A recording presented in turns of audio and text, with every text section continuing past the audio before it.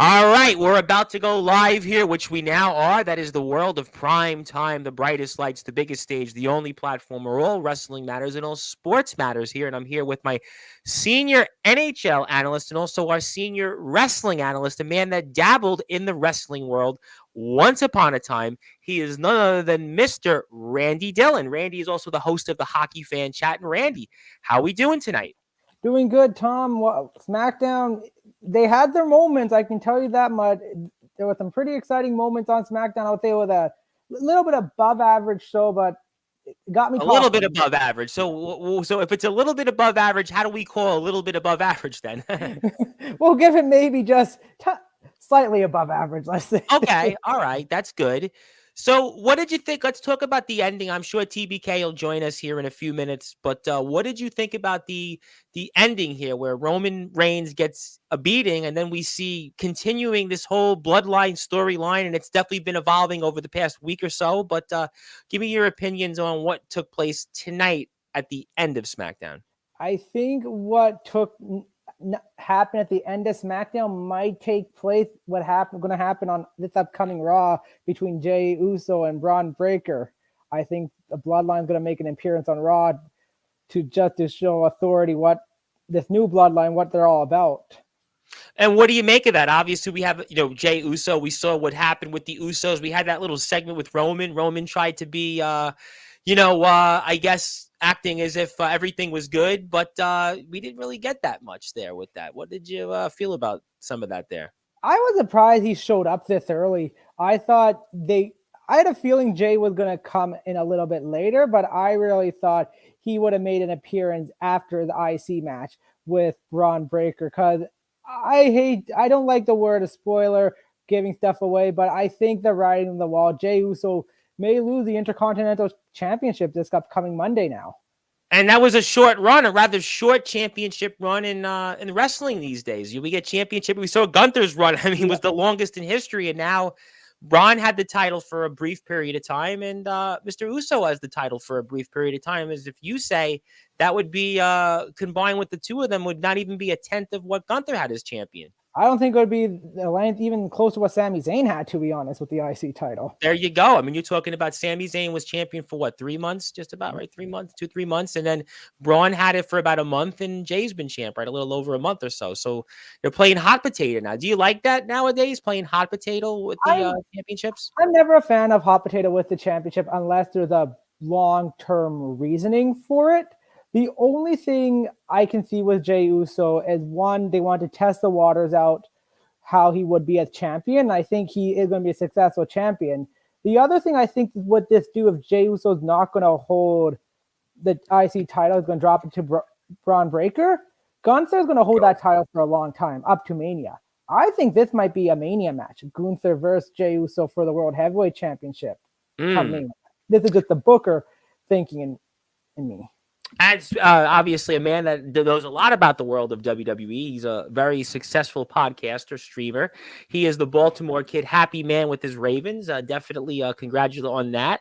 And I brought you in here. We had the link, and we were waiting, and it was like, well, I woke up and took a nap. And I'm like, oh, it's almost 10 o'clock. I shot my video, and I took a nap. I watched some of SmackDown. I'm like, oops, I forgot to announce Sportswire tonight. And that was that. But good to see you, my man. Always nice to see you here. And we were talking a little bit about SmackDown tonight and the end of it, and kind of talking about the Intercontinental title situation. And what do you think of everything? Well, first off, you gave me a heck of an introduction there. I am not successful whatsoever. I think you got a lot of things. You're doing really well. You've interviewed the Tribal Cheese, James Barris. You've interviewed, obviously, Anthony Steele. A lot of people, IMF. So you've done really well. I mean, listen, you're doing what, you living the dream. It's like everybody else, I'm living, let's put it that way. But I thank you. No, maybe I appreciate it. And I want to say congratulations to you as well for hitting the big 1K. Thank you. Don't know if I'm going to be around Sunday, so I want to get it out now. If I it's crazy. It's fun. I don't play. Randy was telling me the same thing. I'm like, trust me, don't worry about it. I have people coming that I haven't seen in like years. Literally, I was speaking to somebody today, and they're like, "Wow, you're alive." I'm like, "Yeah, from the political world." It was like, yeah, I'm alive. Like, wow, you made it. He looked at my page. He subscribed. He's like, wow, I can't believe it. I'm like, yeah, And he's going to come on. A guy, Russell Gallo. I have two of my former employers coming on who found me, and they're going to come on. So yeah, we have a lot of people. So I appreciate the kind words, and you played a great role in it. So it's for everybody. So thank you for your hard work. Thank you. I appreciate it. All right. Sure. Enough of the grab ass and on Yes. to wrestling. Let's go. Yeah, let's go. I don't know. I missed what you guys had talked about. We were talking about the situation with the Intercontinental title, basically playing hot potato with it. And what do you think about it? We went from Gunther, had this historic run, greatest run, one of the greatest runs really up there with Roman Reigns in this modern generation. But now it seems like, according to Randy, we're playing hot potato right now. I mean, he's not wrong. Like I said before, I think Jay absolutely deserved a singles title. He deserves a singles titles run. I do think it's too early. I said that. I think I said that last time. Yep.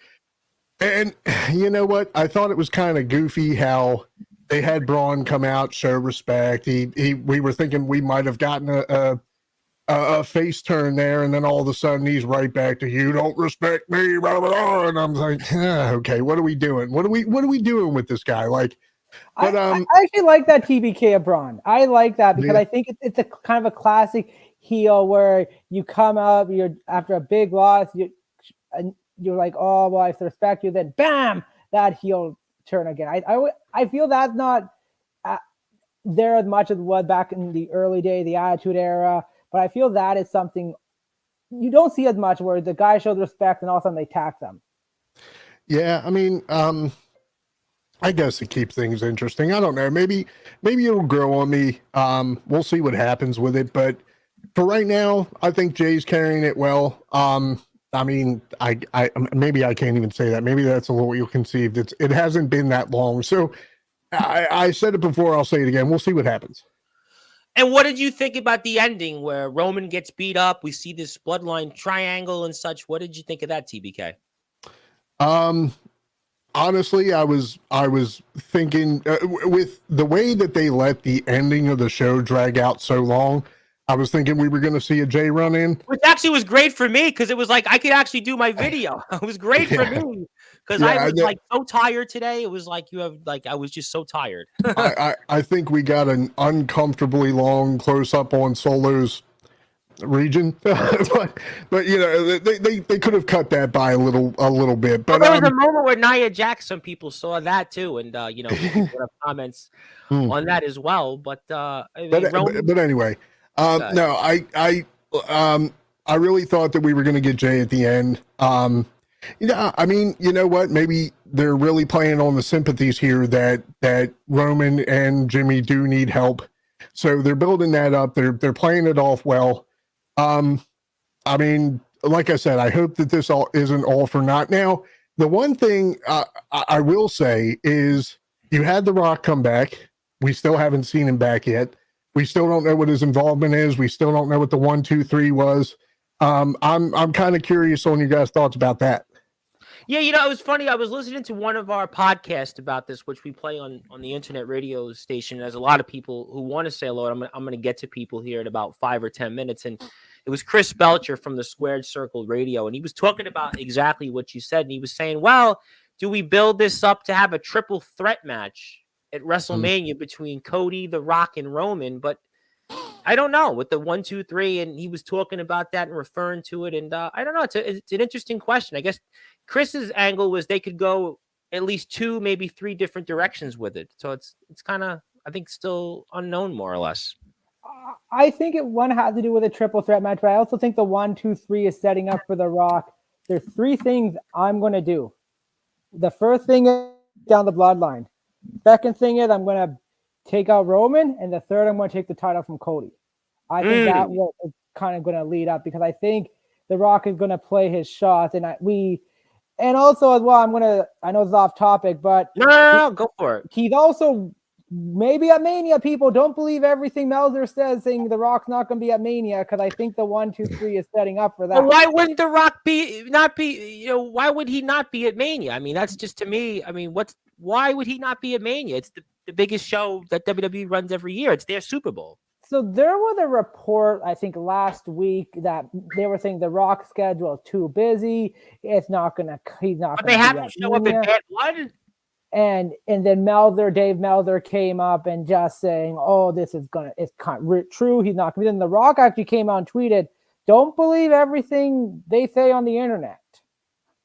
Well, yeah, maybe, but if you are here right now, because my buddy Barry Gutman's in the chat, and Barry, when I mentioned Russell Gallo, was like, Russell Gallo, he's coming to Sportswire. I'm like, yeah, he's coming to Sportswire. I don't know if Gene Biradelli's coming.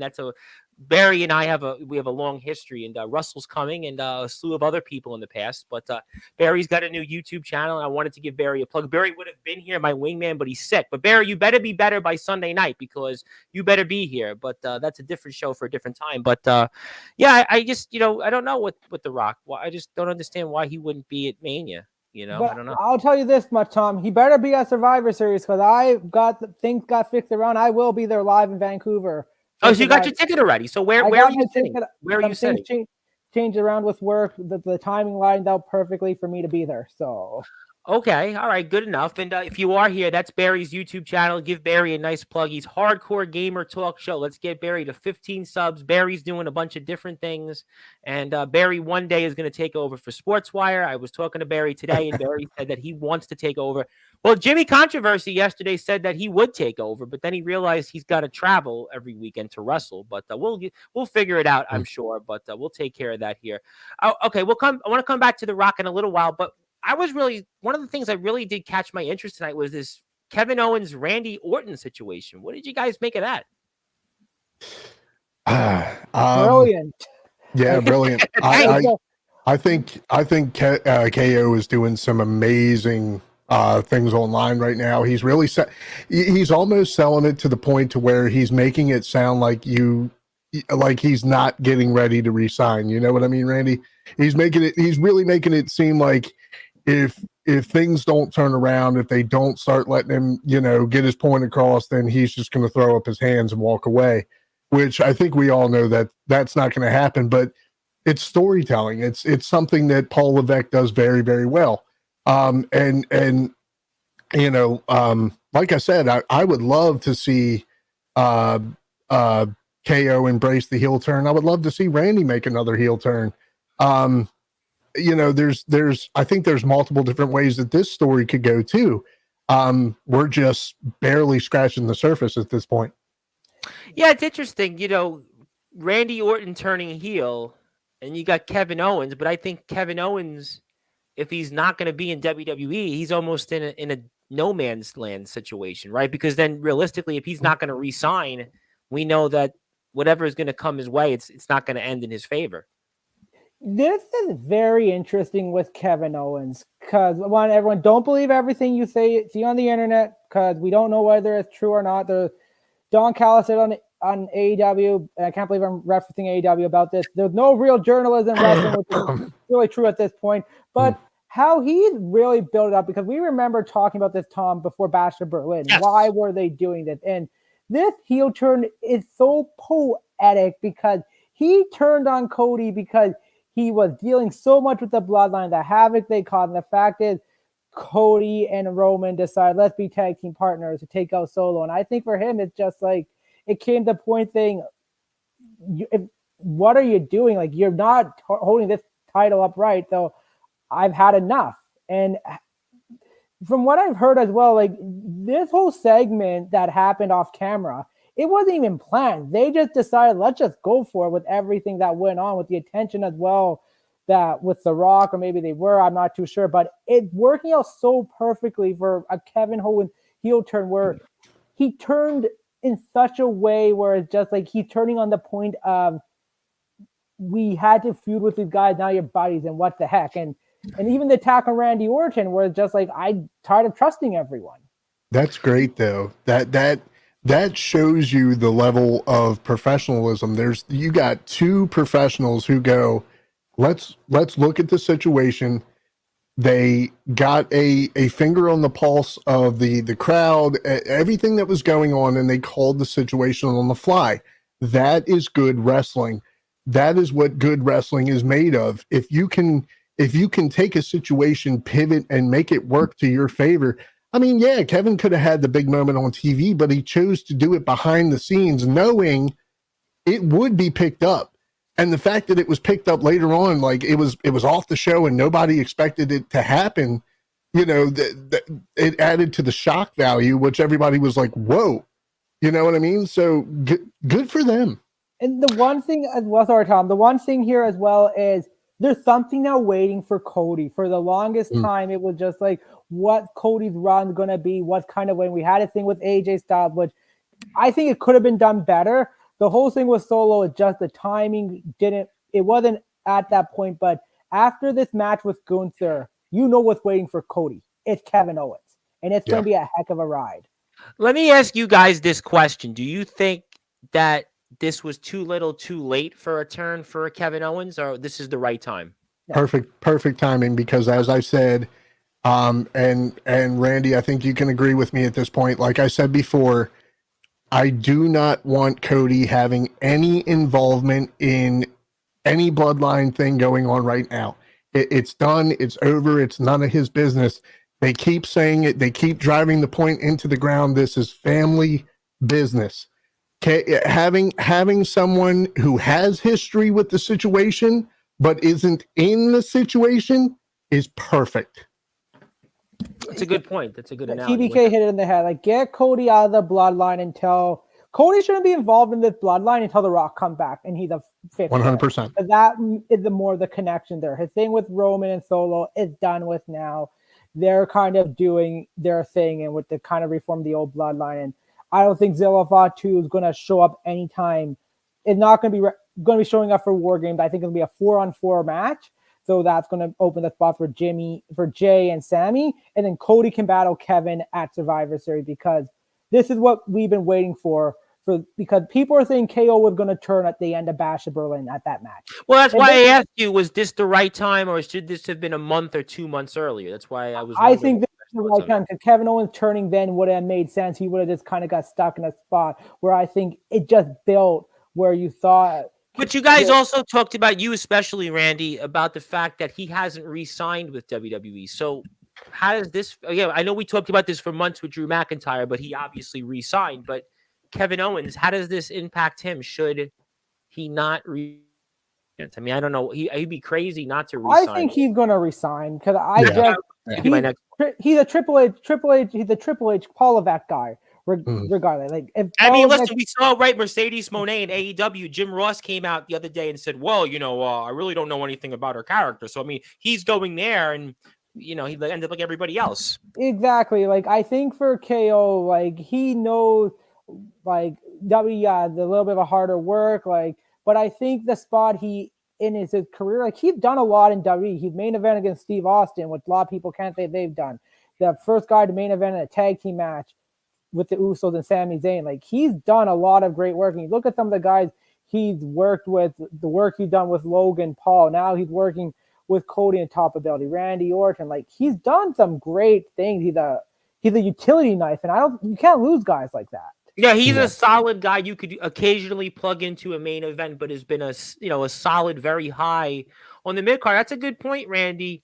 The last match that Stone Cold's had, the only true match he's had in 20 years, right, is not counting the matches with Eric Bischoff. I'm not really going to count those, right? I mean, he had a couple of matches with Eric Bischoff, right around the time of his last match with The Rock, maybe there was one or two after that. I don't remember exactly the timeline, but the last match Stone Cold truly had was with Kevin Owens. I mean, that does speak pretty high on him. It has to, right? Exactly. And that just tells you the trust of Steve Austin in his ability, because KO really made Steve look much better.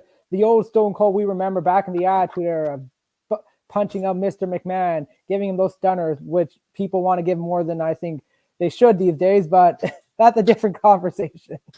Well, there's a lot of different conversations. If you want to give a follow to TBK, he's on Instagram. Check him out. He's the host of the Be More Talkative podcast. You can check that here on sportswireradio.org via the Listen Live button. He talks about different things. He's talked about bands in the past, wrestling, a number of other things. Randy is the host of the Hockey Fan Chat. So let me get to a few comments here in the chat. We'll keep this on the screen. We'll say hello to some people. Zilla would like to say hello to everybody. And I was at my brother's wedding, and I had fun at the wedding. Okay, a wedding on a Friday. Do they do weddings on a Friday on October? Is that a thing? Yeah, I heard about the James Taylor video. I mean, I'm gonna leave that for James Taylor to comment on. I'm gonna not comment on that because it's James Taylor's video. I appreciate that Barry's in the house. My wingman Barry, good old Barry Gubbin. Barry is sick. He is watching us, and he said he's sick. Big man Cam wanted to stop by, the ROW champion who sort of was in the ring in what's would call as an aborted match on today's Friday Night Face-Off. You call it a Friday Night Face-Off, but that'll be something I'm sure they'll talk about next week. Barry's liking that. I think Barry heard the Russell Gallo reference. He's still shocked because that's a name in my past that's political in Barry's past because Barry and I were teammates once upon a time. But Barry, I think I was fired first, right, Barry? But we'll move on from that. Yeah, well, that's okay. As well, Big Man Cam said last week when he was pinch hitting for you guys that I should have been fired earlier. So Sportswire could have been earlier. So he could have grown up with Sportswire. But thank you, Big Man Cam. I'm sure I'll pass that along to the politicians coming Sunday. I'm sure I'll pass along that. Okay, so we talked about Kevin and Randy. Got that. What do you think now? Crown Jewel's coming up, which is coming up here in 2 weeks. We were in that usual spot. And I have to ask, and I know we weren't here last week, but what did you make of that whole situation with Goldberg a few weeks ago? I thought it was good entertainment. I think it plants a seed where it gets you thinking. Now, you could kind of see maybe a match with Gunther and Goldberg down the line, but I just think it was a cool interaction to get everyone thinking, could it happen? It was pretty funny because I would see it at this point. Could Goldberg go out and pull off a match? Really? Could he really do it at this point? I mean, shape-wise is one thing, but he needs to give 2 spears, try a jackhammer, Gunther counter, and Gunther dominate the match. I don't trust him giving jackhammers after I've seen what he did. I mean, you're an Undertaker guy, TBK, and Undertaker basically was going to probably beat the hell out of Goldberg, and understandably so a few years back when they had that match at Crown Jewel. And yeah, Randy, you've trained, you've gone out, you trained, from Bruce Hart, if I'm not mistaken.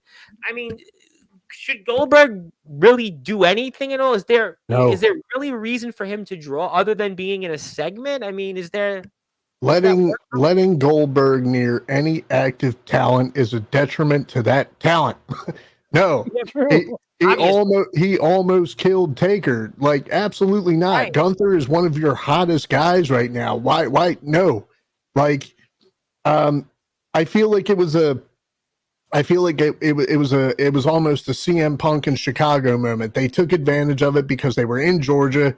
That's Goldberg's spot. So they were like, oh, let's have Goldberg in the ring. But other than that, plant the seed, but please don't. Like, I don't want to see that at all. If anything, I want to see Brock. Yeah, well, it's funny because that's been on X. They've been talking about, are we inching near a Brock Lesnar return? Has time healed enough that he could come back? What do you guys make of that? Until that lawsuit's handled and everything cleared the dust, we're not seeing Brock. TKO wants to stay as far as they can get from this situation for publicity reasons, especially how well they're doing with WWE. They don't want no negative stuff.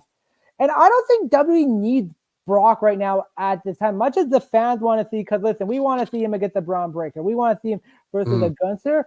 But on a superstar level, I don't think they need him because I think they're hot as it is. You got a guy by the name of CM Punk who's drawing like crazy there to get people attention. Seth Rollins just came back, right? You've got Roman now is back again as a regular. And The Rock as well. Cody, Randy Orton, they're doing great job. Would there be? Would you think there would be a point to have maybe Brock toward WrestleMania season? Do you think by then we'll see a lawsuit cleared? Or I know how the courts work. I mean, what's today now? October 18th. In that kind of court, I mean, I'd say maybe save him for the Rumble. Don't have him come out as number 30 because I feel like that wastes before. We've seen that plenty of times. Legally, just from when I took law and criminal justice, what the timetable would be. I don't know if that lawsuit would be settled in 4 months. I mean, I think it's crazy to say maybe they don't need him because there is still there are still matches that people want to see him participate in. And I mean, let's be honest, his retirement is around the corner as well. Now I still believe he's a guy who could absolutely still go as long as he wanted to, but I think his road is coming near an end. and to give him matches with guys that can not only give him a good match, but guys that he could also do his part and help put over. I think it's crazy not to have him if it can be done. But legality and all that notwithstanding, Brock will always have a place in WWE if they let him. Yeah, I mean, what's Brock got to be now? 40 in mid 40s now, mid to late 40s. I think he's like late 40s. Like I think he's. Well, he started in 02, right? So you got to figure, what was he, the youngest WWE champion? Yeah, 22. So maybe 45. I think like 45, 46 at this point. All right. So I mean, realistically speaking, you aren't going to get much left out of him. So is it a track? But maybe WWE. They're not AEW. AEW seems to need the attractions more than WWE. I think I agree with TBK. I don't think WWE needs him. I don't think they need him necessarily. What do they need him for, and for what purpose other than, I think you said it, to put people over? I don't think that there's no reason to put a title on him. He hasn't been in the ring. No. We don't even know what would his ring shape be like. I mean, we talked about The Rock for all that time, but what about Lesnar? Lesnar hasn't been out there in close to 2 years or so, right? And you got to remember this much for Brock Lesnar. He understands the business and he understands when to put someone over. So if you're just going to put him in, he's not going to put you over. He has to understand how does this work? 'Cause when Goldberg came back, he understood how it worked, and that's why Goldberg got put over in that first match. If it doesn't work, he's not going to put you over. So it has to be really doesn't make sense for him as well. I mean, I think at this point, if you're going to do something, if you're going to remove Braun from the title picture, then the way to solidify him, the title, the short title run notwithstanding, is you have him go over on a guy like Brock. I think I don't know, Randy. I think like them two together, it's two powerhouses, but it's not like a Braun and it's not like a Braun and Bronson, where it's just two friggin' meat sacks colliding. You know what I mean? These are guys who have technical prowess. These are guys who could actually put on a really good match if it's done well. Yeah, but I do think there's other guys in the roster that can help Braun accelerate, like Braun Breaker. Like Braun Strowman would be someone I would love to see Braun Breaker work with, but I think that's not going to happen right now. You have returning Seth Rollins. That's also another thing down the road. What do you think about the Seth Rollins comeback here so far? It's going to be interesting. I think after this Monday night, his position's in a really weird spot after what they do with Bronson Reed, because it's like we all know the end goal is him and Punk at Mania, but you still have a lot of gaps. Does that mean he goes fights Gunther? Does he turn? Like what? There's a really big question mark on him at this point. We'll certainly find out here. And if you want to follow Randy, Randy is on Twitter. He's on Twitter at Randy Dillon. He's also on Instagram as well. And Randy is also the host of the Hockey Fan Chat. Okay, so James Taylor wants to say Lesnar's match last year, his last one was at SummerSlam with Cody Rhodes. So that would put him at 14 and a half months. Okay, so 14 and a half months. There's still got to be some ring rust there. And you realistically speaking, you're not going to get him back in the ring until another, 4 or 5 months anyway. So there really is no point to really have him out there. You've got plenty of other people that maybe would be more deserving of a spot, right? Well, if we're going with 4 months, that would be the Rumble. That would be February. Right. Which, like I said, I think it would be great. Now, you're right. Okay, maybe we don't need him, and maybe, you know what? Maybe at this point, maybe we don't need the shock and awe factor. But good and damn well, if that music hits, they're still popping for Brock. As they should. He hasn't been here in a while, so there's a curious reaction for sure. Sure, he'll still sell tickets. He will still sell. He will still put butts into seats at the end of the day. His name, it's like a Ronda Rousey factor. His name will still put butts in tickets and get eyes to the TV. Yeah, sure. For fair play. Okay, we'll talk about that. I do have to talk about the situation. I'm laughing when I talk about this. Is Nia Jax in this whole?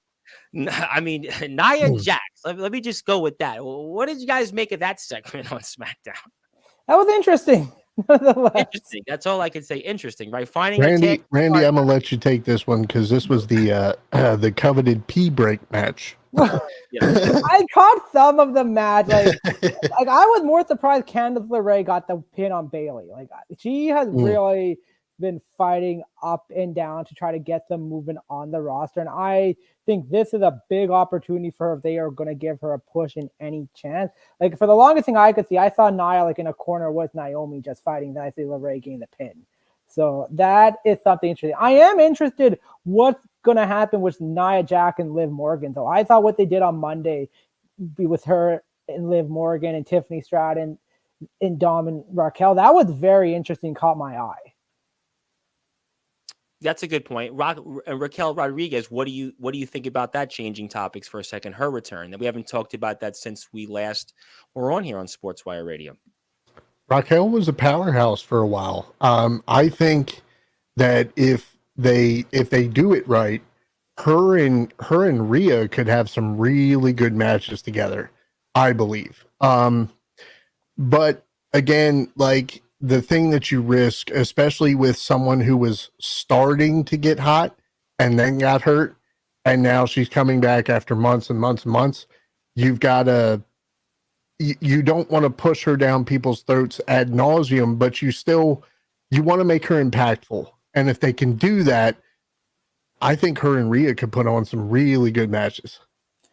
I like what they're doing with Raquel because this is originally how they kind of built her.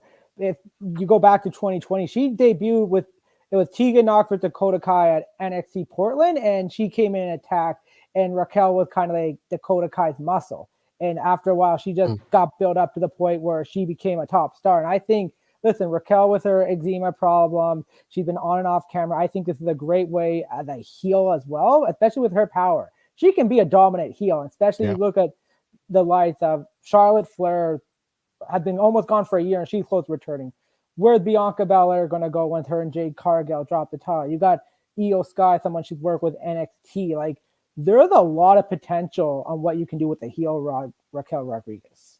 For sure. Absolutely, for sure. Okay, all right, so we'll see about that. And then speaking of Raw on Netflix, what do you guys think about the 2-hour change there and such? Feels short. It feels short. After the second hour, you're just like, wait, that's it? Yeah, it's kind of crazy to even adjust to it now.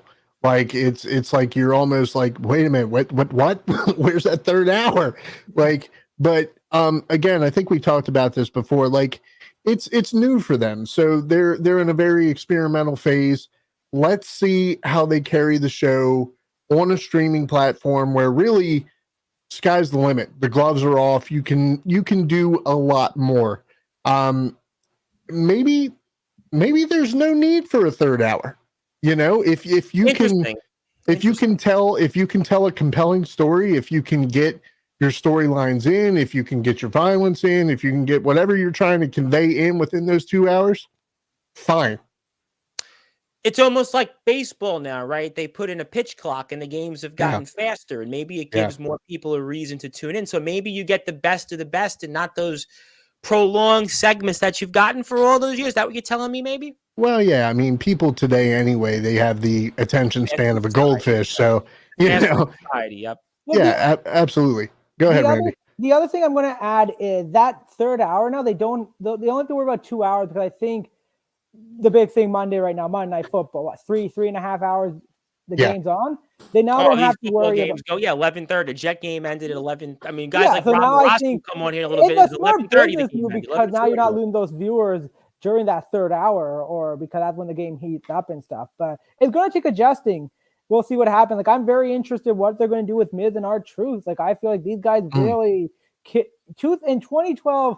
They got robbed of doing something special. It kind of got pushed to win. Like, I feel like these two now, the maturity and how they've grown, especially the Miz, they can put on something pretty funny, and then which ultimately is going to lead again, no spoiler, but I think the Wyatt Six is going to target Miz here pretty soon.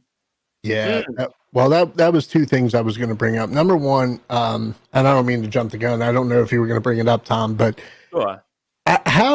Randy, how do you feel about the Motor City Machine Guns, their arrival tonight? Like, I've said it before and I'll say it again. I hate US crowds.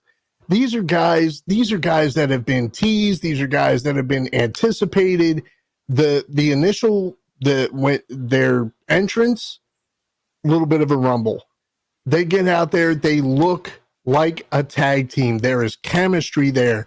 They are solid, they are fluid, and the crowd is just dead, and it pisses me off. Like, what do you think? Yeah, like that's I don't know if because the Motor City Machine Guns are not known to the WWE audience or not, but these guys, if you watch their career, especially in TNA in the early 2006 to 2012, 13, these guys were truly what tag team wrestling is all about. And WWE really wants to improve their tag team wrestling. Now, I know there's a lot going on with WWE. It's easy kind of to forget there's a newer audience as well, but they deserve that pump.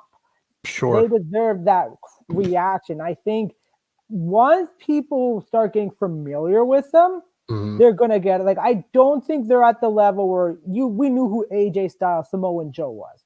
These guys, like, because some of the back and forth they win and how TNA tag team was as well, splitting up, joining, all that kind of stuff, it kind of got lost. But I think once the heat get rolling, people are going to be wow about these guys. Because these two are truly a great tag team. And people talk about the tag team division. It's really starting to heat up in W. You look at SmackDown, DIY, good tag team. I think they're going to stay on the tag team. You got the Street Profits.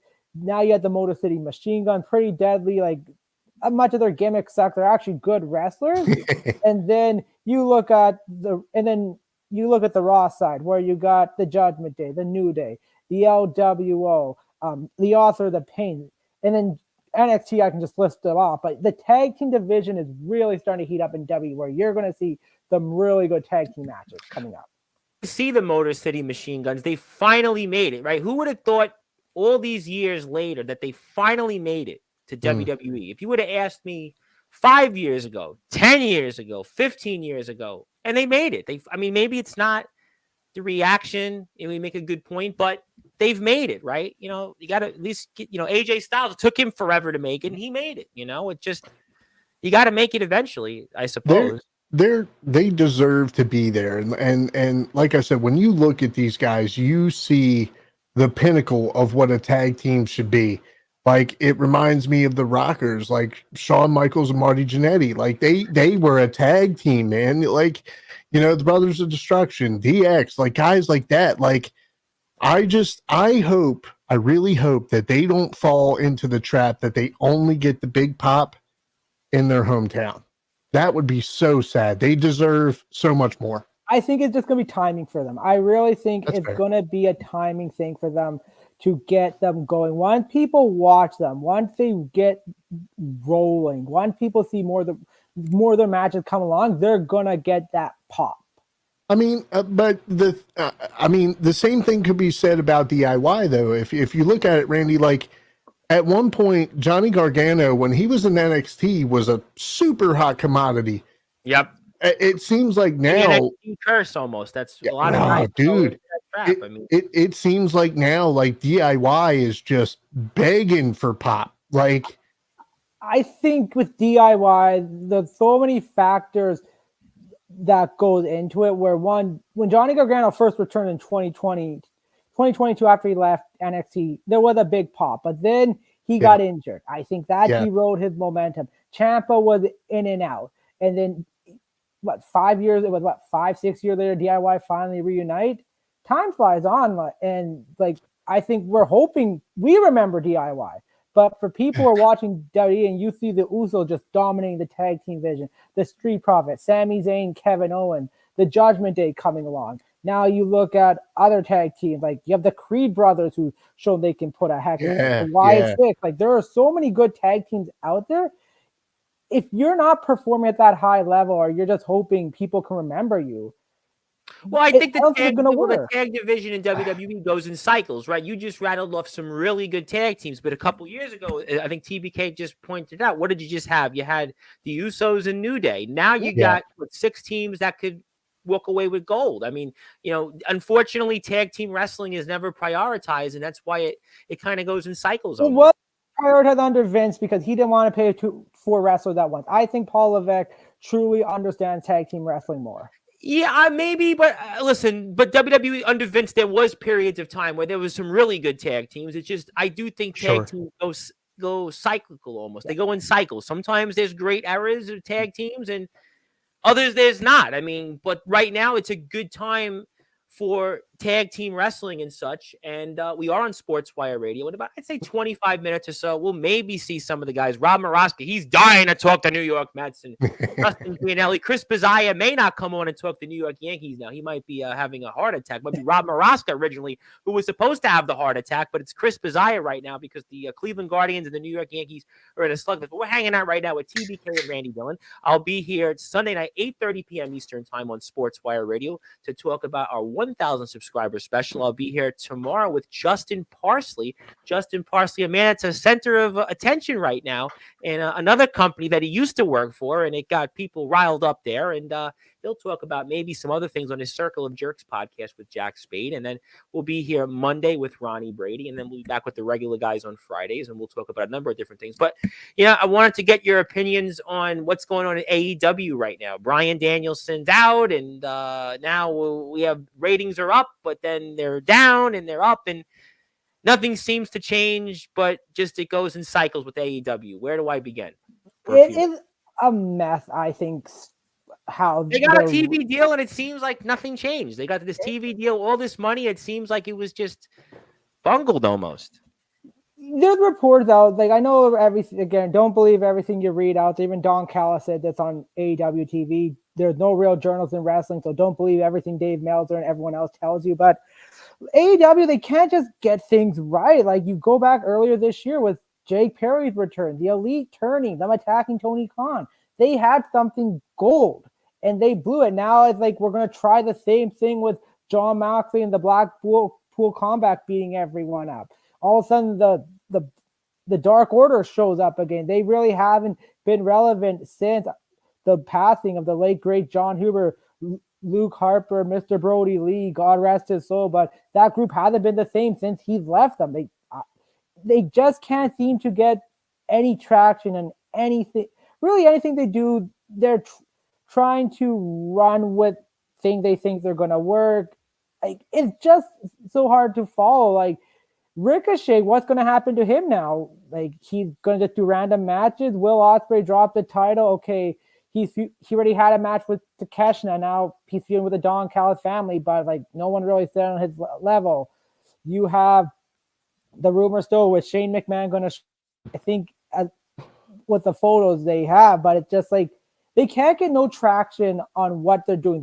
They have great ideas and they throw something of a wow moment, but it falls flat. And the perfect example is MJF and Adam Cole. They built this feud last year. They had that for months. That was the payoff. That was the payoff, the moment. And both guys are hurt. MJF returns. Adam Cole still hurt. Then he turns all of a sudden. Adam Cole now a babyface again. MJF the bad guy. When this whole point of Adam Cole attacking MJF. And then what happened to this group now? Like Roderick Strong I've seen on TV, but have you seen Warlord? Like Mike Bennett as well. But it's like they have something and they can't get it right. And I think at the end of the day, for the television ratings, there's no constant. Now it's 600,000 is considered up this week. I read it was at 620,000. The excuse was because it wasn't on Wednesday. And then Meltzer was talking about, well, the WNBA playoffs is competition. Is that how far we've fallen in AEW? Sheesh. The WNBA finals now is up against. And no disrespect to them, right, Tom? No, I love the listen. We've covered a lot of women's basketball, but now first it used to be the NFL. Okay, I got that. The NFL, Monday Night Football, college football, Saturday nights. I got all that. but now it's the WNBA playoff. So now they did great and then Tuesday last time was because NXT was on. So what will always be the excuse is my question. Will there ever not be an excuse with this company? And I think with AEW, just like they're making good money off this TV deal. Don't get me wrong. The deal's really good, by the way. But the deal is very good. It's just just because you're getting money from TV deals, what else are you going to do? Like, who's moving the needle? Like, who's the face of that company? I would love to know at this point, because it's like you said it was MJF, you said it was Adam Cole. The reality is, I think the face is Kenny Omega, but he's injured, and hopefully he can come better back. But there's no traction on what they're doing. They're just saying, we have this great idea. Let's try it. Okay, let's not work. Okay, let's do something completely different. And then it's like John Moxley, like, he's a great talent, but he's not going to put people on seats. He's not going to get people attention, because the Blackpool Combat, they've done this last year against the Young Bucks, Kenny Omega, and Hangman Adam Page. The only difference is they're doing it someone else now. Let me get to two I'm comments. sorry, Tom. I just no. We'll come back to it. But I have to answer somebody from Marine Park, but not from Marine Park. Which Shabbos? I didn't know Shabbos. We could comment on Shabbos there for Marine Park. But yes, Marine Park. I know Marine Park very well because I grew up not too far from Marine Park. But there is a WNBA finals going on between the Liberty and the Lynx, and that's the debate for AEW and why their ratings have struggled a bit. So there is your answer. But thank you very much for tuning in Marine Park, by the way. I should have a godfather that still lives in Marine Park. Where in Marine Park are you, sir, if you are from Marine Park? Chris said he'll be there because the Yankees got out of the 7th inning. So we'll see. Chris will be here in 20 minutes. But I know he's going to have his head looking one way, and Rob Maraska is going to be singing, and Justin Gianelli is going to be on the lounge probably doing what he'll talk about. So that's good. Yeah, I mean, well, it's just how it goes. But listen, AEW, I just when they go down to 500,000 viewers, then we're gonna say, oh, is that good next? Because to me, they were at 1 million when they had Punk, right? When they had Punk in the prime of Punk in AEW, they were 1,000,001, right? 1 million and change, and now they're at 628,000. Yeah, that's what we're at. I mean, the thing about AEW is they have and have had no sense of direction. Every time you turn around, MJF is returning. It seems like it's like, can't you ever just stay? like Adam Cole has been highly ineffective because he's been hurt. And it's like, he's a great talent, but you're not doing anything, buddy. Like, at this point you're spinning the wheels, and you're trying so hard to make something work. And even like you guys just said, even when you have it, even when it's right there, you still find a way to mess it up. It's a recipe for disaster. When do you finally go, I mean, how many pay-per-views have gone by now since the anticipation of Shane McMahon possibly showing up? I was going to be my next point. Is that the only thing that can save? We've talked about this before. I don't know. I don't know because what is Shane going to do there? I think is Shane going to be a TV character, or is he running things behind the scenes? Because if he's going to be a TV character, you can believe he's wanted to be about him. He's going to go out, do his thing, and be kind of the face. But then what does that do to other guys in the company? Sorry, TBK, but no, you're fine. I just think that. But how do you? At least he would be more of a presence than Tony. Tony comes out every once in a good while and ends up in a neck brace. Like, it's stupid. It's stupid. It doesn't make any sense. Yeah, it's like I don't know where they can do, like, Mariah May. They built her up with this angle with Toni Storm. That's even falling flat on her face. Toni Storm's off, who's really had a great year. She talked about being maybe the top female wrestler. She was the top on the women's. Yeah, and I can. That's a fair argument. She done a lot of great work and possibly deserves it. But it's like when you have this talent, you need them on TV. You need them to get the attention of fans.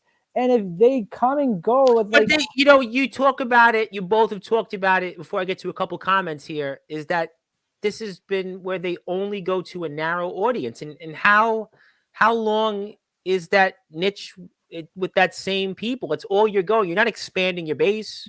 Your base is irrelevant until the money dry, until they realize this is not a financial success and they got to make profit somehow.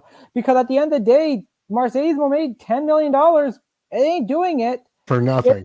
10 million. These people in nothing. AEW, they make so much money and there's no return. The ratings are down.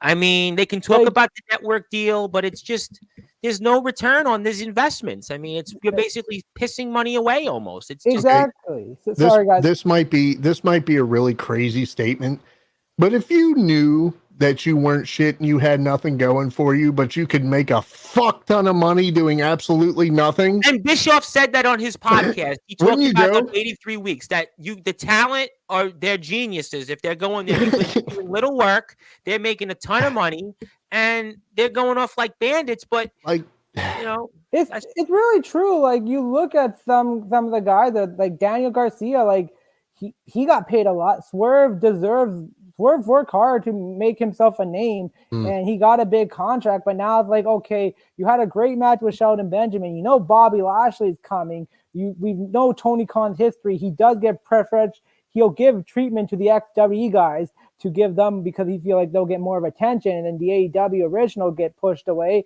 Look at someone like Ethan Page, like his work, and look what he's done now just in NXT alone in 3 months, and the name he's put out there. It's just. I don't know where, like, unless, and the only content with AEW is you're going to see Jericho give me some weird promo every week, and you're just like, please, like I've told a friend, and I'll get argued. He's pretty much the ego level of Hogan, but the only difference with Hogan delivered with the NWO. I know a lot of people argue the fact AEW, they're going to outlive Dynamite. They're more success. I mean, AEW outlived Nitro. Hogan. In doses, Hogan did well. I mean, he had the moment where he came back with The Rock. The NWO, he had about a 2-year run. Hogan was an all-time draw. I don't know if you look at Jericho as an all-time draw. He's a chameleon, but I don't know if you'd put him career-wise. There are guys like Undertaker, right? Austin, The Rock. You want to put Cena in there, Roman.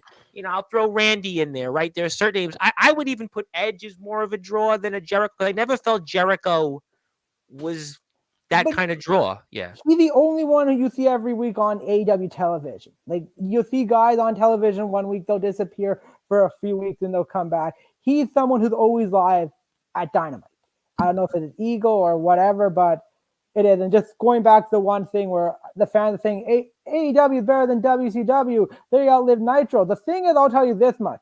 The NWO brought more money than what anyone in AEW did. The NWO changed the industry. The NWO did change the wrestling industry. Yes, there's no question. AEW hasn't done anything close to what the WCW NWO did. AEW had a moment. It came in and it didn't really have a moment. It just... it'll never have a moment. When the only AEW product I have ever bought was because of a WCW legend. The last one, right? Sting's last match. Yeah. Sting. That's it. I have look, man, I've said it before, I'll say it again. If you want gratuitous violence, if you want absolute shooting off at the mouth and just going ham for the sake of going ham to appease the marks who just want to see violence, you watch AEW. If you want to see storytelling, if you want to see character development, if you want to see talent being used, watch WWE. Well, that's obvious. I got to get to some comments because Menachem actually has a couple of comments here. Aaron, you are where in Aaron you are you by without saying too far? Because if he's still around, I haven't spoke to him in a long time. My godfather lived on East 34th Street, which would be right. He was between Quinton. I think Quinton and Avenue are. So I don't know if you're closer to Hendrickson or you're closer to Nostrin. That's very inside. But let me go into his next point. There'll never be another Hogan. Agreed. Let's hope not. With some of the things he said, also Magnum Carter, my man from YBW. Good to see you, my man. How you doing, my friends in YBW? Everything feels random in AEW. Yeah, no sense of direction. It does feel forced and contrived. They keep hiring people to the point where no one is able to show themselves because they keep making new stories for new people and running in. It's almost like we've talked about this for years. It's like a cycle. It's a never-ending cycle. It's just, to quote a Stained album, they have to break the cycle. I mean, they have to really way back in the you would think, Tom, they would have break the cycle off the whole Punk thing. Like I go dating back to that where AEW made their mark, like the whole incident between Jack Perry and CM Punk backstage, the brawl. CM Punk get fired. I said this to this day. Jack Perry should have been fired as a statement to everyone in this company. We're done playing around. Enough's enough. But what they do, they fire Punk. The Young Buck come out. They do a lap in the ring. Jack Perry stays on. Tony Khan says, I was feared for my life. And it's just like I don't know if it's just like ego or like they want to come away, because Tony, like, I feel like the wrestlers, because some of them had Vince, and Vince, like, no doubt about it, he was a complete asshole and he was hard to work with. And I think people realize, okay, Tony Khan's different, younger, he's nicer, you can get along with him. But I think in a business sense, Vince knew what he was doing to get attention, to draw money. Tony Khan just wants to do this as a fantasy just to please everyone. I think, listen, you're going to make people happy. You're going to make people happy, but at the end of the day, are you making money? And AEW hasn't made any money, as far as I know. I mean, Bischoff made the point that eventually the investments have to run out. It's somebody else's money, but even the network deal, he brought up the numbers and said, even with the network deal, they can't be making money based on salary cost to run the venues. So it's still not profitable. It's not a profitable product. I mean, especially with the salaries the contract. Yeah, and that was the point. He said alone the salaries are like 50% alone of what their payout is. Yeah, like that's the thing. Like if you're over, and I said, and the problem with doing that is you overpay your talent. There are going to be younger talent who want to try to make the jump to WWE, but guess what? Because you've oversaturated the market, you might not get that chance now. Because listen, like the Motor City Machine Guns, there was talk about them going to AEW for a long time, and there was interest from them. But at the end of the day, they chose WWE. And I think that's a testament of how the industry has changed. You look at TNA. Well, look at tonight, right? The Motor City Machine Guns came in and they mentioned their TNA run. Could you have imagined that even 2 years or 3, well, maybe 2, but 4 years ago even, WWE would never have mentioned TNA. How about 10 years ago? Perfect example. The sensation he became, and once if he leaves TNA next year and goes to WWE, like you could see the success this guy have or somewhere else. Like there's a lot of potential. There's a reason why Stephanie, I can't pronounce her last name, and Julia, they signed with WWE. I knew you were talking about, Like, they signed with WWE, and Mercedes Moné comes up saying, oh, I had an influence in that. But the problem is all these people that go into AEW, it's just nothing's worked in that company. Nothing has worked in that company. And then when you call them out, it's almost as if you're wrong. You're lying, but the numbers speak for themselves. The viewership is down. Attendance is down. I mean, the attendance is, sure, okay, they have a big show good here and there, but it's not, it's nowhere near. Yep. They're all out attendance. I think the perfect example, they had over 80,000 the first year. But they went down to a third of that. Yeah. They dropped down to around 50,000. Like, think about this. And they're going to be in Texas next year. That means they're going to draw less. What are they going to be? 35,000? I mean, Bishop even said the numbers would be 30,000, 35,000. Those numbers it's like, continue to drop. Think of like the Jacksonville Jaguar. Their attendance dropped one game. It's full the next 10. Like, you think Tony Khan's dad's going to sit back and say, oh, we're doing a great job and all that? No, he's going to think, how the heck can I get more people in this arena to make money? But Tony Khan, for some reason, I don't know what his thinking is with the company, but it's obviously not to make a profit from it.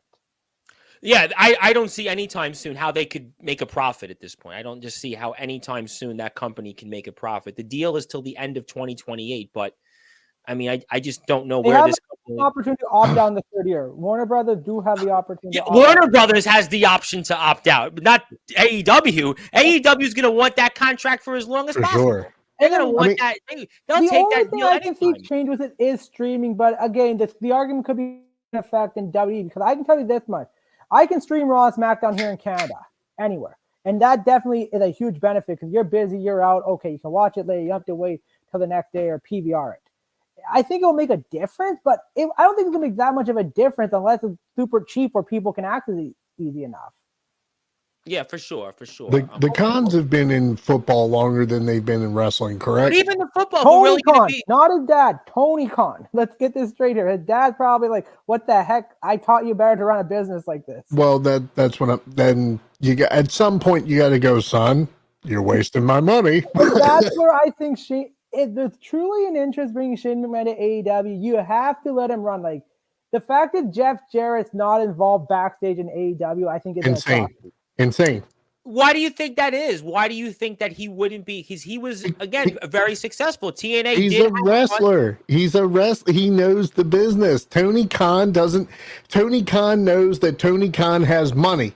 That's all that Tony Khan knows. Tony Khan knows. Look, I've said it before. I'll say it again. And like I said, I'm sorry I'm not very PC. No. At one point, AEW became the Captain Save-A-Ho of discarded WWE wrestlers. And Tony Khan was going, hey, if you got thrown out over there, come here. I'll give you money. Money. It all comes back to money. These guys are sitting around on their ass, collecting a paycheck, defending a product because it pays them well. And then the one thing I'm going to add to this much. In 2001, before Punk, Bryan, Adam Cole, these guys debuted at that pay-per-view in Chicago. Guys like Kenny Omega, Hangman Adam Page, the Young Bucks, the Lucha Bros, these guys were running the company. And what made AEW so different, it was different talent you were seeing. You were seeing different guys. Who's the last two AEW champion? 3 or 4 ex-WWE guys. And Daniel Bryanson, John Moxley, Mercedes Moné, Tony Storm. I'm not going to put in that argument because of different stuff, but the tag team, the FTR is always around. It's just like, it's all these ex-WWE guys all of a sudden are just in these opportunities, these pictures. It's not the new talent, and everyone thought AEW would be different. It was when Cody was there. The minute he left, look what happened. Yeah, for sure. I mean, the smartest thing that Tony Khan has done smartest and most petty is putting the contract extension on Ray Phoenix. Yeah, because they knew that WWE was going to get them. If I'm not mistaken, seconds away. But it's okay for them to approach Edge after his last match. They come sign AEW, and magically a day later after. But Edge wanted to go. The Lucha Brothers want to go, but they're gonna honor their commitment, which is commendable. Cool. But Edge is the kind of guy that if he wants to go, he's earned that right. For sure. Absolutely. No question about that. Okay. So I know Chris and Rob are going to be here in a few minutes. Anything else you guys want to talk about? WWE, AEW, anything else we missed before we go into whatever we'll talk about next week? But anything else you guys are missing? Because I know Rob is ready to pop champagne and talk about the Mets winning. I want to talk quickly about NXT. Their debut to the CW. They have been on fire. And I think what really is standing out with NXT is they're really developing their stars, because in case they do get called up to Raw or SmackDown, they're well known. Like, you look at guys like Tony D'Angelo, who's been in NXT now for quite a few years. Oba Femi, a little bit older year. Trick Williams, been a few years. Roxanne Perez, you had the return of Cora Jade, Nikita Lyon, like Lola, you have other talent there. Like, they're really strongly developing these talents to become a household name. Now, NXT is still a developmental brand, but what these talents are doing is really amazing and eye-challenging. You look at Javon Evans, put a great match. Unfortunately, RKO with Randy Orton didn't go well, but that was an endorsement from Orton saying this guy can go. CM Punk giving the GTS to Ethan Page, surprisingly an ex-AEW guy. Punk probably smiled about that, but I think more happy change shift. Just being a part of that match is really showing how far NXT has come since going to USA, being forced to go to USA, Vince taking over, then Shawn Michaels and Triple H retaking it over, now on the CW. It is really catching eyes. Yeah, no question about that. I think NXT going to CW is a big thing. I think being on their own, although the ratings are down a little bit right now, but I guess it was to be expected. WWE SmackDown, we've got, Netflix is coming into fruition. We have another deal coming up at 2026, right, with Peacock. We'll see if Netflix acquires that. So a lot that is going on in the wrestling world, and we definitely appreciate everybody tuning in here. And also, I have to put this up here. I don't know why I lost it. Well, actually, I do have a plug, but I'll do the plug in a few minutes when Rob and Chris come on, because I do have a plug. I have my buddy has a new single. I actually have to play new music, but I'll do that at the end of the show, because at that point I don't have the transition in front of me. But Sunday 8:30 again, I'm here live for Sportswire Radio for the 1,000 subscriber celebration. Everybody is welcome. I expect a number of people in the past, and I look forward to everybody being here from a lot of different backgrounds, employers that fired me, other people and such. Barry, I know, is going to be here, Jacob Bard, a slew of other people for sure, but that's that. Okay, I think I'm going to get to closing thoughts. I know Rob and Chris are waiting in the wings, so Randy, I'll go with you first. Let me pass the baton to you. I'll put your Twitter up, anything, or X. It's Twitter. X doesn't even make a difference at this point. To me, I got to be honest, it's such a dead platform. I don't know if you're on X or not, TBK, but I look at it like it's such a dead platform. It's like, I mean, I'm on there because we have the internet radio, and a lot of the presenters do their podcast through there, but it's like, it's becoming something else. All you're seeing nowadays is politics, hate. It's just, and that's why I just try to stick to the radio show link, and I post some clips if certain wrestlers are on there. But let me pass the baton to you, my man, and anything else you want to plug, share, or say, you got it. Perfect. Well, first thing first, Roman asked Solo asked Roman to acknowledge him. We acknowledge you, my friend, for hitting 1,000.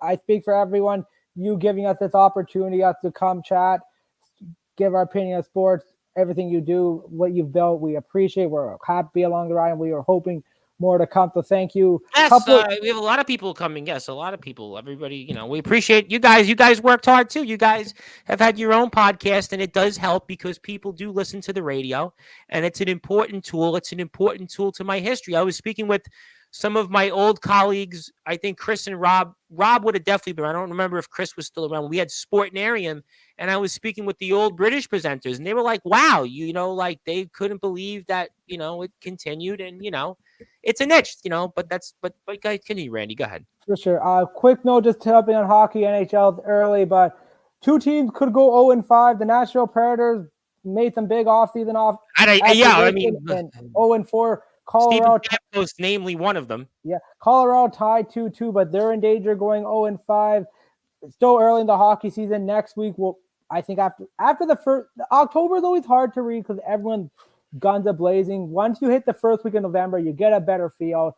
In the world of wrestling, there's so much it's great we have AEW, WWE, Impact up there, New Japan, all NWA, all these great companies. But I think the tribalism gotta stop here. Listen, you like AEW, don't like WWE, that's good for you. But I think the one thing I think as a wrestling fan, the fact is we have options to choose from, different products to view, different liking is a win. It's not what it was in 2012 to about before AEW came, where you had Duddy and some of their product, which is awful. I know Impact was good between Rob Morosco with his 86 Mets jersey, 86. Yeah, I know it. Rob Morosco with his 86 Mets garb. Oh, I knew that was coming. All that kind of stuff, but I'll just make this quick. Just enjoy the wrestling. If you can pick a side, but just don't making a war out of this. I just think is ridiculous. I don't think the war year. It's not what it was in the 90s. It's just not. It's a different world because you have the streaming services. I mean, you have the different outlets. It's just It's a different mentality. I just think fans gotta stop whining. Let's just put it that way. Yeah, but people, it's like sports, right? People are team, Rob's going to whine and the Mets lose. When they win, he's jumping up and down like there was no tomorrow. I mean, it's just everybody, like you talk about politics. Everybody's that in politics. There's one side, another side. It's just everywhere you go. That's okay. That's healthy. But good stuff, Randy. Thank you for that. We'll see you Friday. Next week, TBK, let me get to your Instagram. I'm going to put that up in a minute. I want to give you the floor for some closing thoughts and anything else. Fire away, my man. Well, thanks for having me as always. Rob, I said it before, I'll say it again. If it couldn't be my boys, you guys are the darkest of dark horses, so go Mets. I want to see you guys win, man. I want to see you guys win. Rob, I think when it was 10-6 in the 6th inning, my first thought was like, because my ex blows up because we're in a group chat with the Sportswire presenters, and I'm like, oh boy, Rob is gonna really have a heart attack tonight because it went from 10-2 and it went to 10-6. And it was like the Mets, their starting pitcher, David Peterson, couldn't get through the 4th inning, and they went through their second pitcher. Was it Ryan Stanek, right, who came in? And it was almost like, okay, gives up the home run the first bat. I'm like, okay, Rob, I'm going to hear it from Rob say they're going to lose this game, and I don't know if we're going to be in a funeral. Right? And Rob and I live, well, I don't know if you still live there or not, really, but I live across from a cemetery, and I'm like, am I going to be there for a eulogy tomorrow or what? No, I ain't going to let them kill me. Well, they didn't tonight. They got 2 more insurance runs, and it was like, okay, well, they got one more back. Was it one more in the 6th? And they got one more in the 8th. It's like, okay, they're gonna win tonight. You know, it kind of settled down. But just for you, Rob. Yes, but we'll let TBK continue because Rob. Yeah, Rob's I'm not going to pretend like I'm watching the game, but you go ahead. Go Mets. Rob, I remember you were talking about how bad they were. I know right now you're doing cartwheels.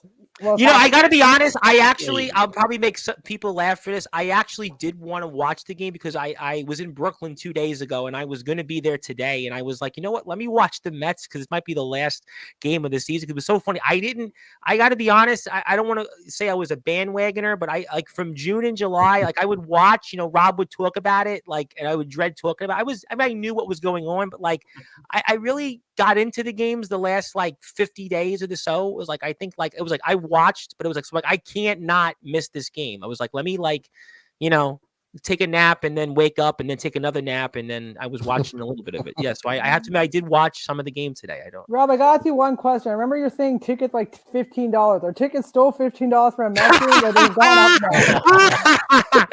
Rob, I think is parking $15 to Citi Field? Is that would get you for parking or am I way behind?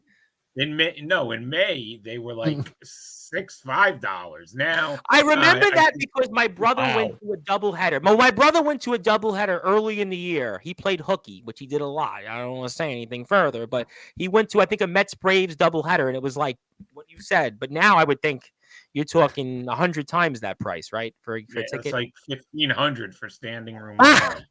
Damn. Oof.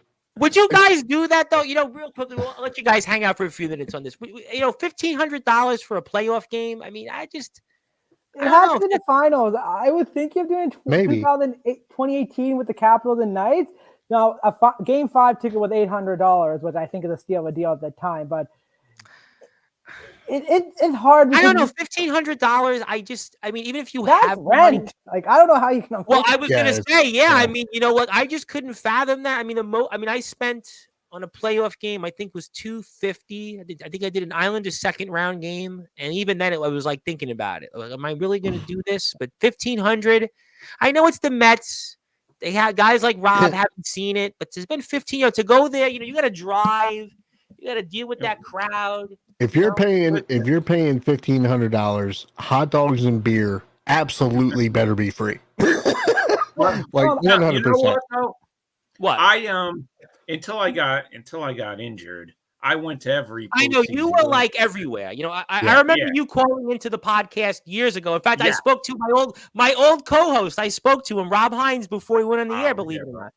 Rob, he actually was like, "Wow, you're still doing it." And I'm like, "Yeah, we hung on, and he was gonna come back onto the show, believe it, but not Sunday, unfortunately. But he's gonna come back onto Sportswire. Who would have guessed? Rob and Rob. Really?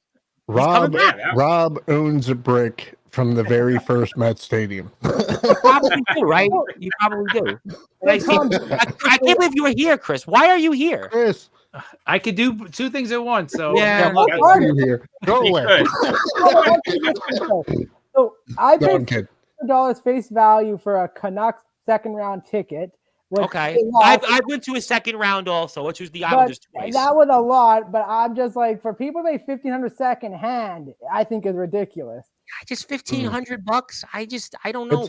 It's a lot. You know what they used to do, Tom, and I did this in 2000. They used to sell the tickets to the World Series tickets. They would give tickets out to like each. Well, you were talking about that on the podcast with Chris about going to the game. I think Chris was there also. Well, this is different though. What they would do is they would sell the tickets back. Right, there you go. So you would go there the night before, wait online all night, and I would buy tickets, and then I would sell some to make my money back.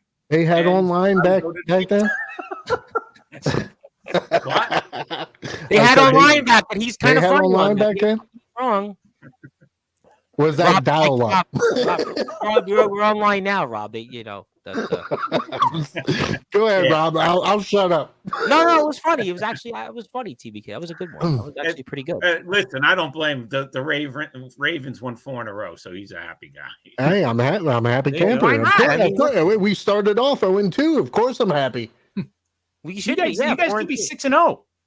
We should. Right? Absolutely. You're damn right. I think you mentioned that on the Liftoff Jets. Even you and Sharman were talking about that. You guys were talking about that. Yeah, $1,500. I don't know. I'll let you guys bounce in a minute, but $1,500 for a playoff game. I don't know if I have the money. No. Yeah, I don't know. I just feel like if you could, I could order a pizza and I could sit in my couch and spend $40 or $30 and then have the same experience. I don't know. Sports. I know WrestleMania people do it, but I feel like they price the little guys out. Yeah, people. Chris Belcher on our stream. He's been here before. He goes. I know Randy's going Survivor Series, but like to spend 15, I just. I don't know if you can. I don't know if you can compare the two because for the last WrestleMania, me and my fiance were about yay close to spending $3,300 on a and I was like, look, I like wrestling, but see, I couldn't do it. I just I could and I admittedly have the money and I just couldn't do it. And I would just think about that $3,300. No, there are people that'll do it though. But you know what? There's just WrestleMania. My guest last weekend, the Wilster is going to like 19 WrestleManias. He's like, I've been to every WrestleMania. I show up. I'm in this. I'm in that. And it was like, awesome. Okay. There are people that'll do it. It's just give me your bank details. You know what? Well, he didn't have my bank details, and I can give you my bank details, and I didn't go still. I don't know. I mean, but all right. Yeah, well, good. This was fun. I definitely. But anyway, Friday, let me finish up here. Final thoughts. So Randy, we were talking about the wide six earlier. We didn't really touch on them. Again, the thing that scares me the most about the wide six, and I've said this before, is I hope they don't run into the whole Bray Wyatt booking sort of thing to where they're used so sparingly to where it's like it's boring, or where people want them so much to where they're just not delivering. Because they had seeing them in the ring against the Creed brothers, that match that they had was fantastic. All of them looked great. And now you have this lull, now you're waiting to see who their next target is going to be, what the next story is going to be. I hope it stays consistent. That's all I can say about the Wyatt Six. As far as my Ravens, Rob, yes, I'm very happy. So the Jets right now, not so happy. Of the Islanders, Chris. I'm very happy about my Ravens. And hey, big shout out to the Commanders quarterback. I forgot his name. Somebody help me out. Oh, anybody? Jaden Daniels. Yep. Jaden. That kid. Oh my gosh. That kid, if he sticks with the Commanders, they could be dangerous for years to come. Very impressed by them. Not a Commanders fan by any sense of the meaning. No matter if they're the Commanders, the Washington football team, or the Redskins. But they are the shot in the ass. He is the shot in the ass that team has needed for a long time. So big ups to them. And hey, man, just at this point, Lamar has the weapons, and it is so good. Oh my God, it does my heart so good to see everybody getting the ball. Nelson, Mark, Isaiah, Derrick Henry, obviously, to see the ball being spread around and having, I feel like Lamar is more confident than he's ever been.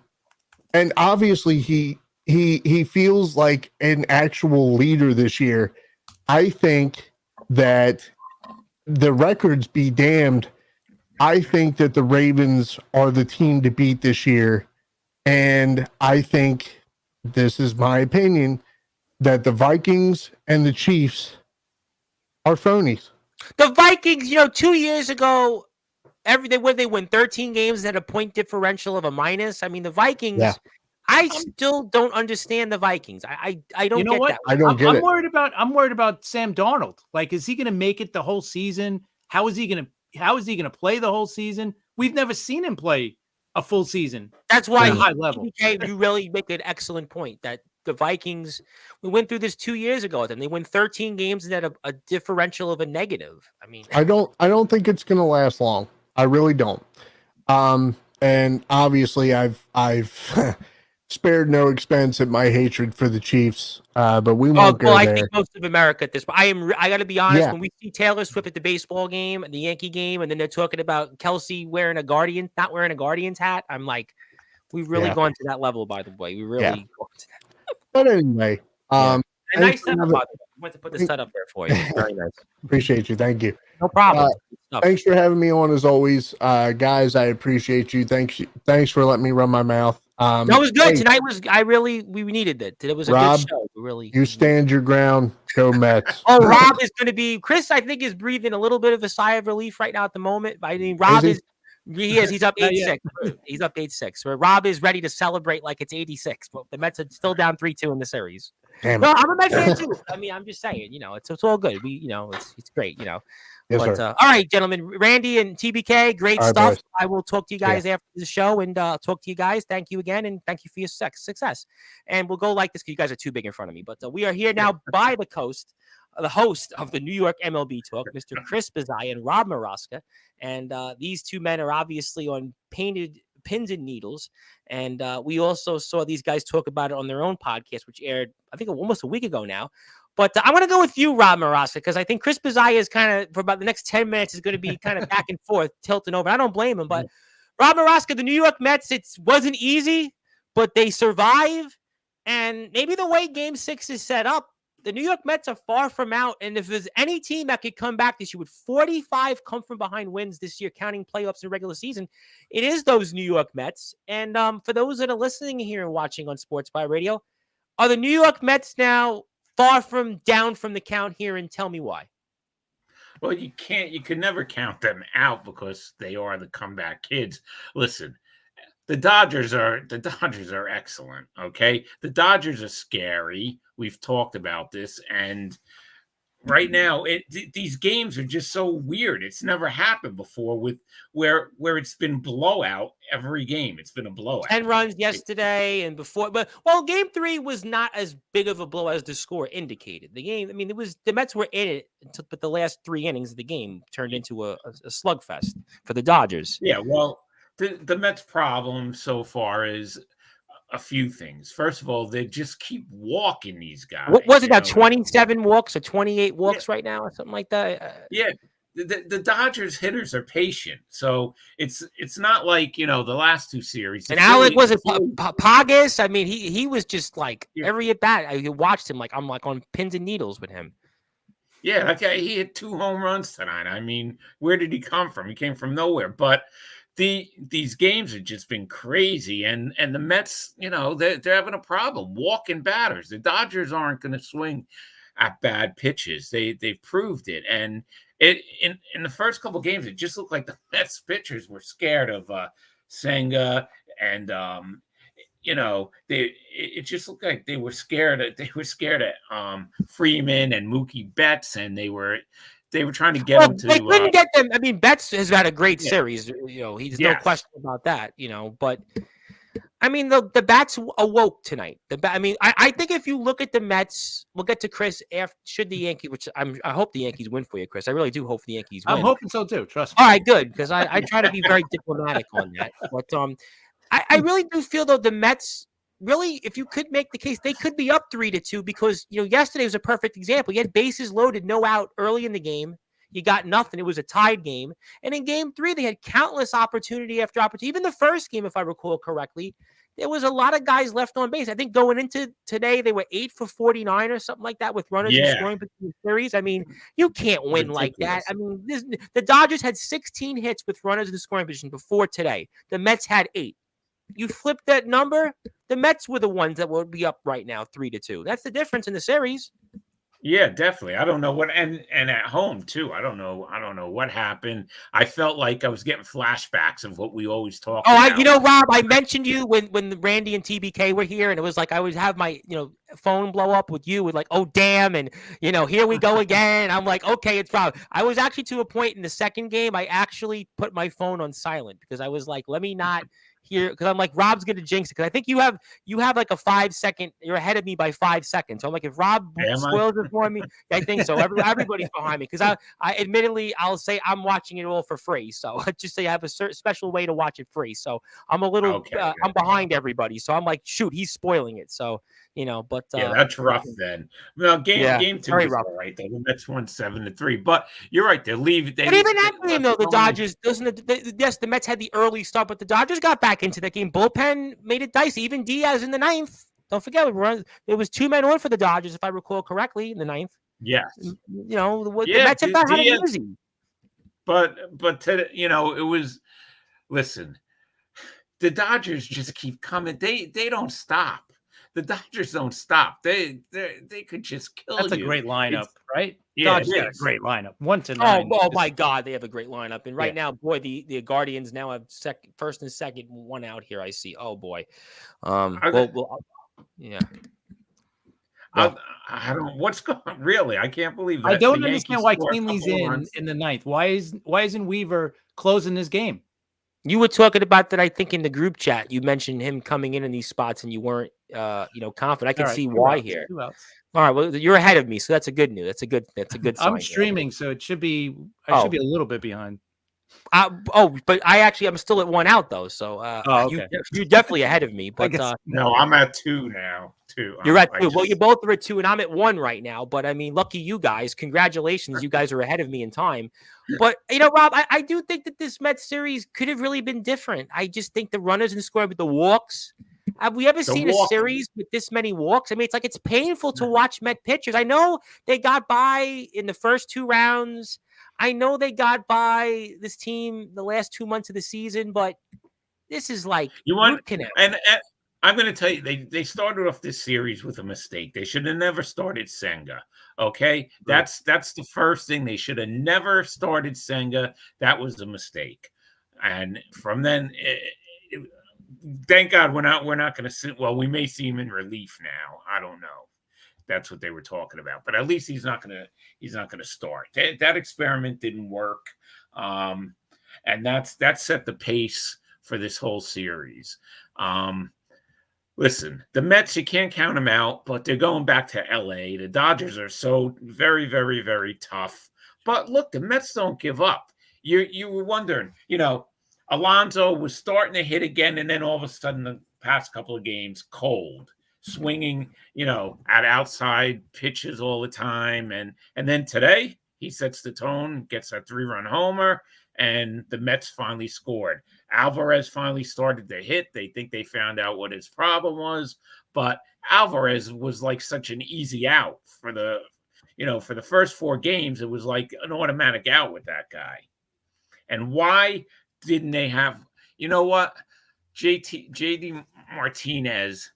I don't know. I think he's done. Winker should be. Winker goes into these games with emotion, and at least he's fun to watch. He's exciting, and I'd much rather have him as DH right now. Well, look, the bats are awake. It's you're going in there. You got 6 and 7, and it's still going to be difficult here. And boy, the Yankees are making it difficult. But the Yankees do win here, Chris. I mean, what a sigh of relief for you. Congratulations, and I'll get your take on that because Rob will, I'm sure, talk about that a lot. But the Yankees still get the win. It wasn't easy. This was a game that should have been a lopsided blowout, but the Guardians come back. Yankees come back, and Yankees get a much-needed win, and 1 win away from going back to the World Series for the first time since 2009. 2009. That's a long time for a Yankee fan, 15 years. Oh, my God. You were talking about that during the radio, It's crazy. Unbelievable. Unbelievable.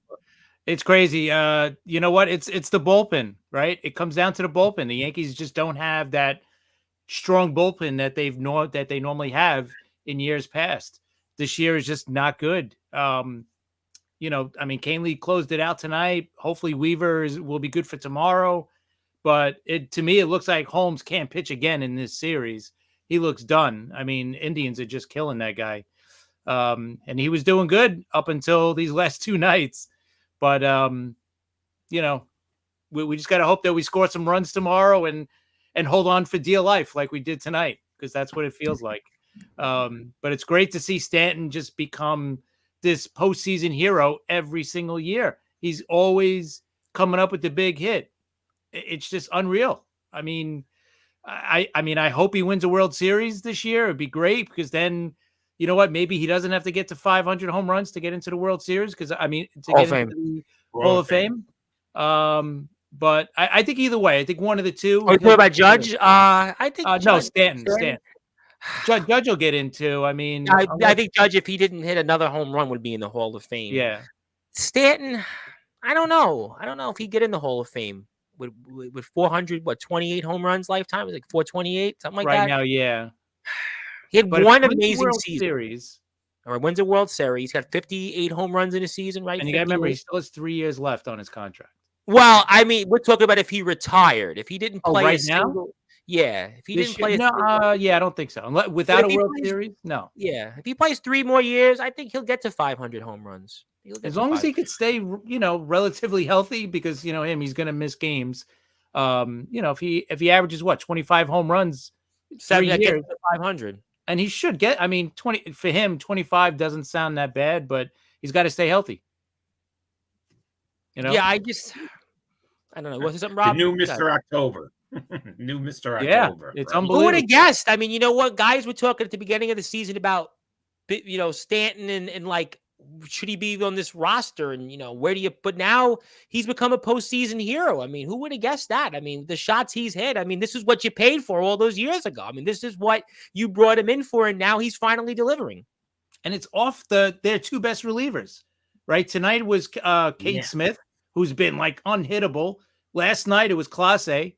He hit a bomb off of Clase, and Clase's had, one of the best closer seasons ever, really. The guy's been great this year. People are comparing him to Rivera. I'm like, can we stop with that now? Nobody should be comparing. Anybody. Just say he's had a great season, period. When he has this for 10 years straight, then you could start comparing him to, one of the greatest closer. But when he has one great season, you were already saying, oh, he's as good as Rivera. No. Rivera did it for what? He had 14, 15 great years, right? And look what he did in the playoffs and in the World Series. The guy was just great. And we see it now, how great you start to appreciate what Rivera did when you see what the Yankee relievers are doing, the last couple of nights.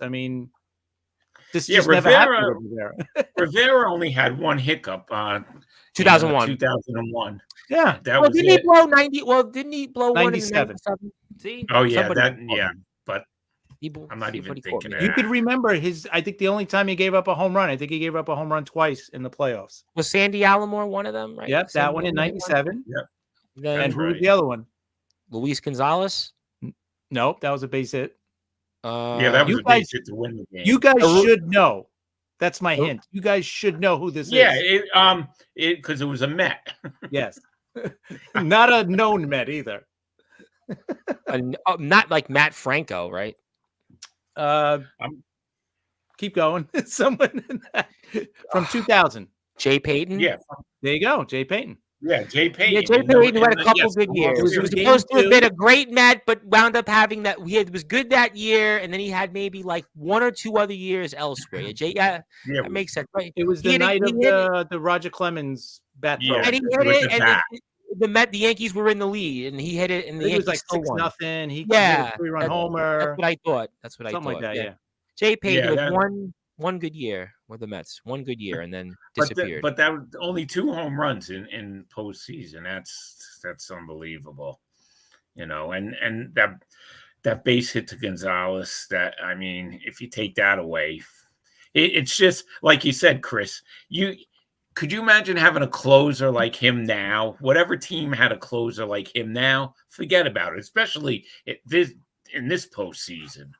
And how many times in in the last few years we've seen Chapman, give up a big hit or a big home run in the playoffs for the Yankees. And it's like, you appreciate what Rivera did more and more as you see, and not just the Yankee closers. You'll see Clase the last 2 nights have given up runs, and this guy was unhittable all year. Like nobody touched this guy.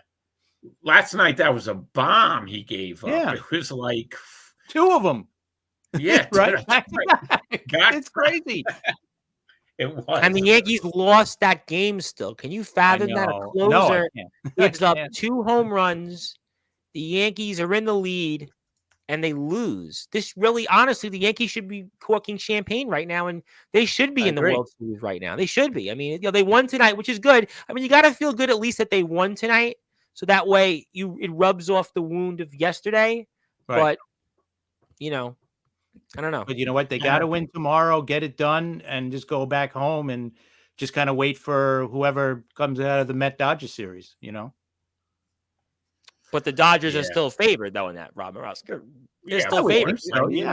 They're home, right? For 2 games. They got to win 1. Yeah. And the Mets bullpen has been – the Mets bullpen was even tonight it struggled. The Met bullpen – they got through it after the 6th inning, but, it was dicey there. Even early, Peterson can't finish the game. Peterson should have gave them an extra 2 innings. And, they get the travel day. Okay, everybody's rested. But you had to use Diaz.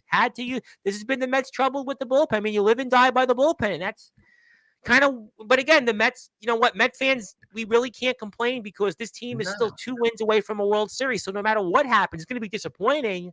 But – you just can't, say anything bad about it because this team really had no business to be here. They had no business to be here. Yeah, just enjoy watching the games and, let's see what happens. It's like, that's all you could do. Anything could happen. They could force it to a Game 7. That's not impossible. I mean, anything could happen. It's a bullpen game, right, for the Dodgers. So you're going against, 7 relievers not tomorrow, but Sunday. I mean, that's. So you definitely got a shot without a doubt.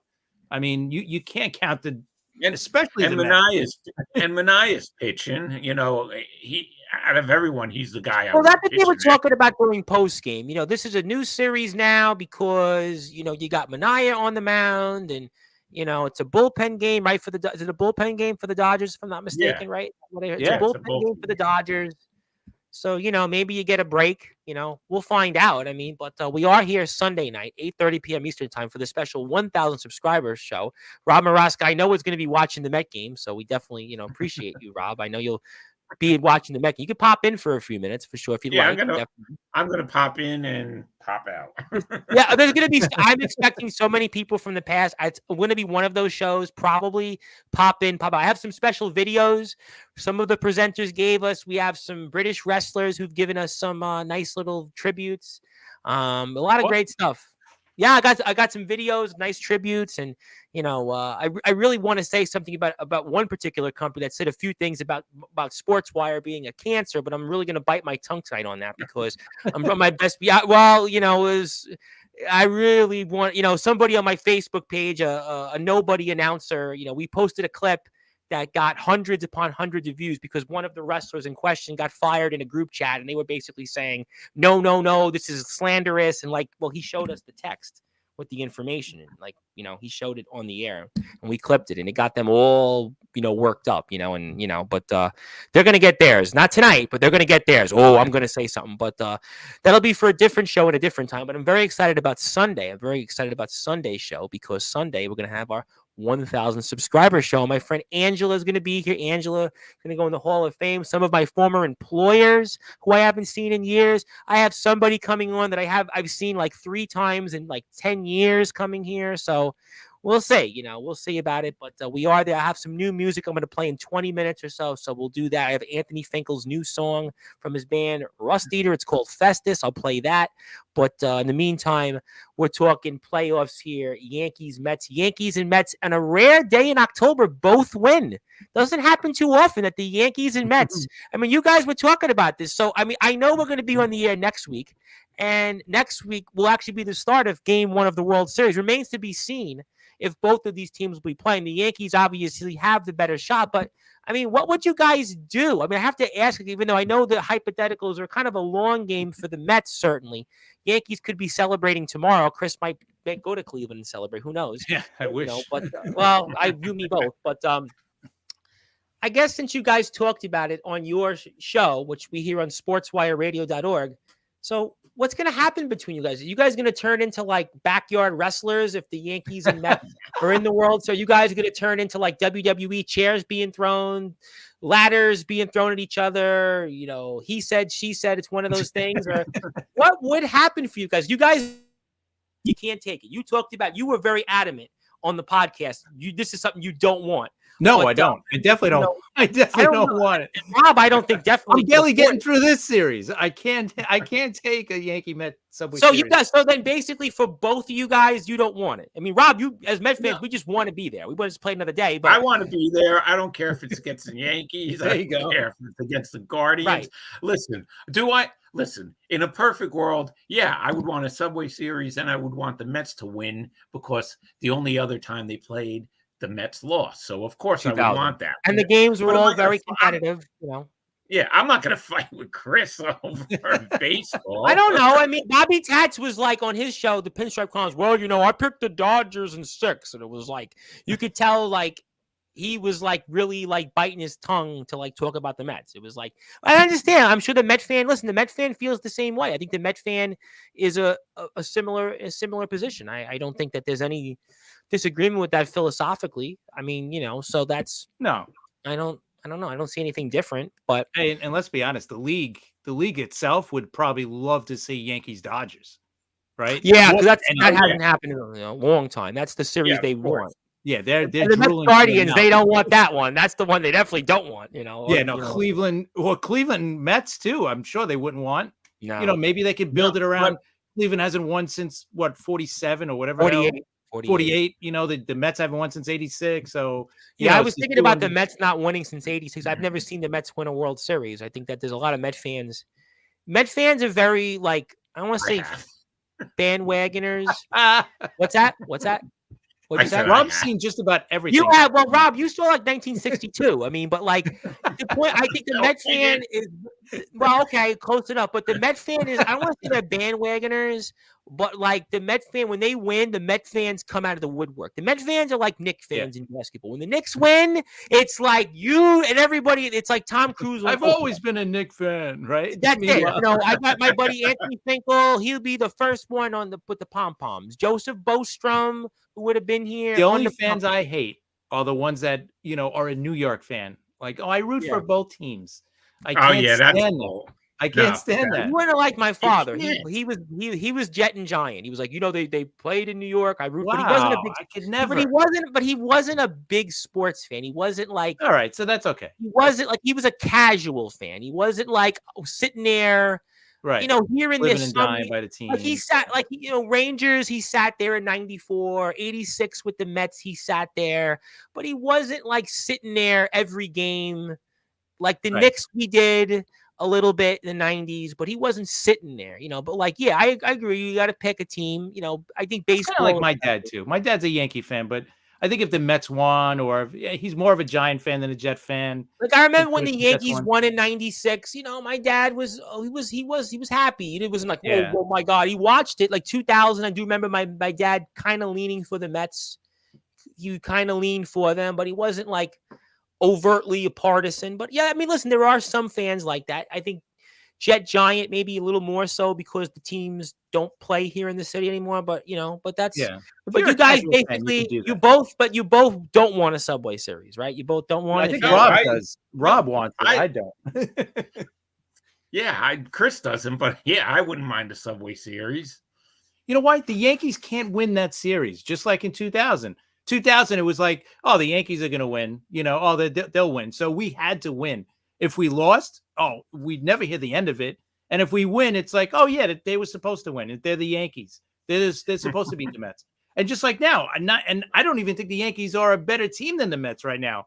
But you're still going to hear that, oh, they're the Yankees. They should beat the Mets. the Mets are, they shouldn't even be in the play. Like we're just saying, like the Mets shouldn't Well, even the Mets be there. really shouldn't have been in the playoffs. That's what we're gonna hear the whole series. And if the Mets, and if the Yankees win, it's like big deal.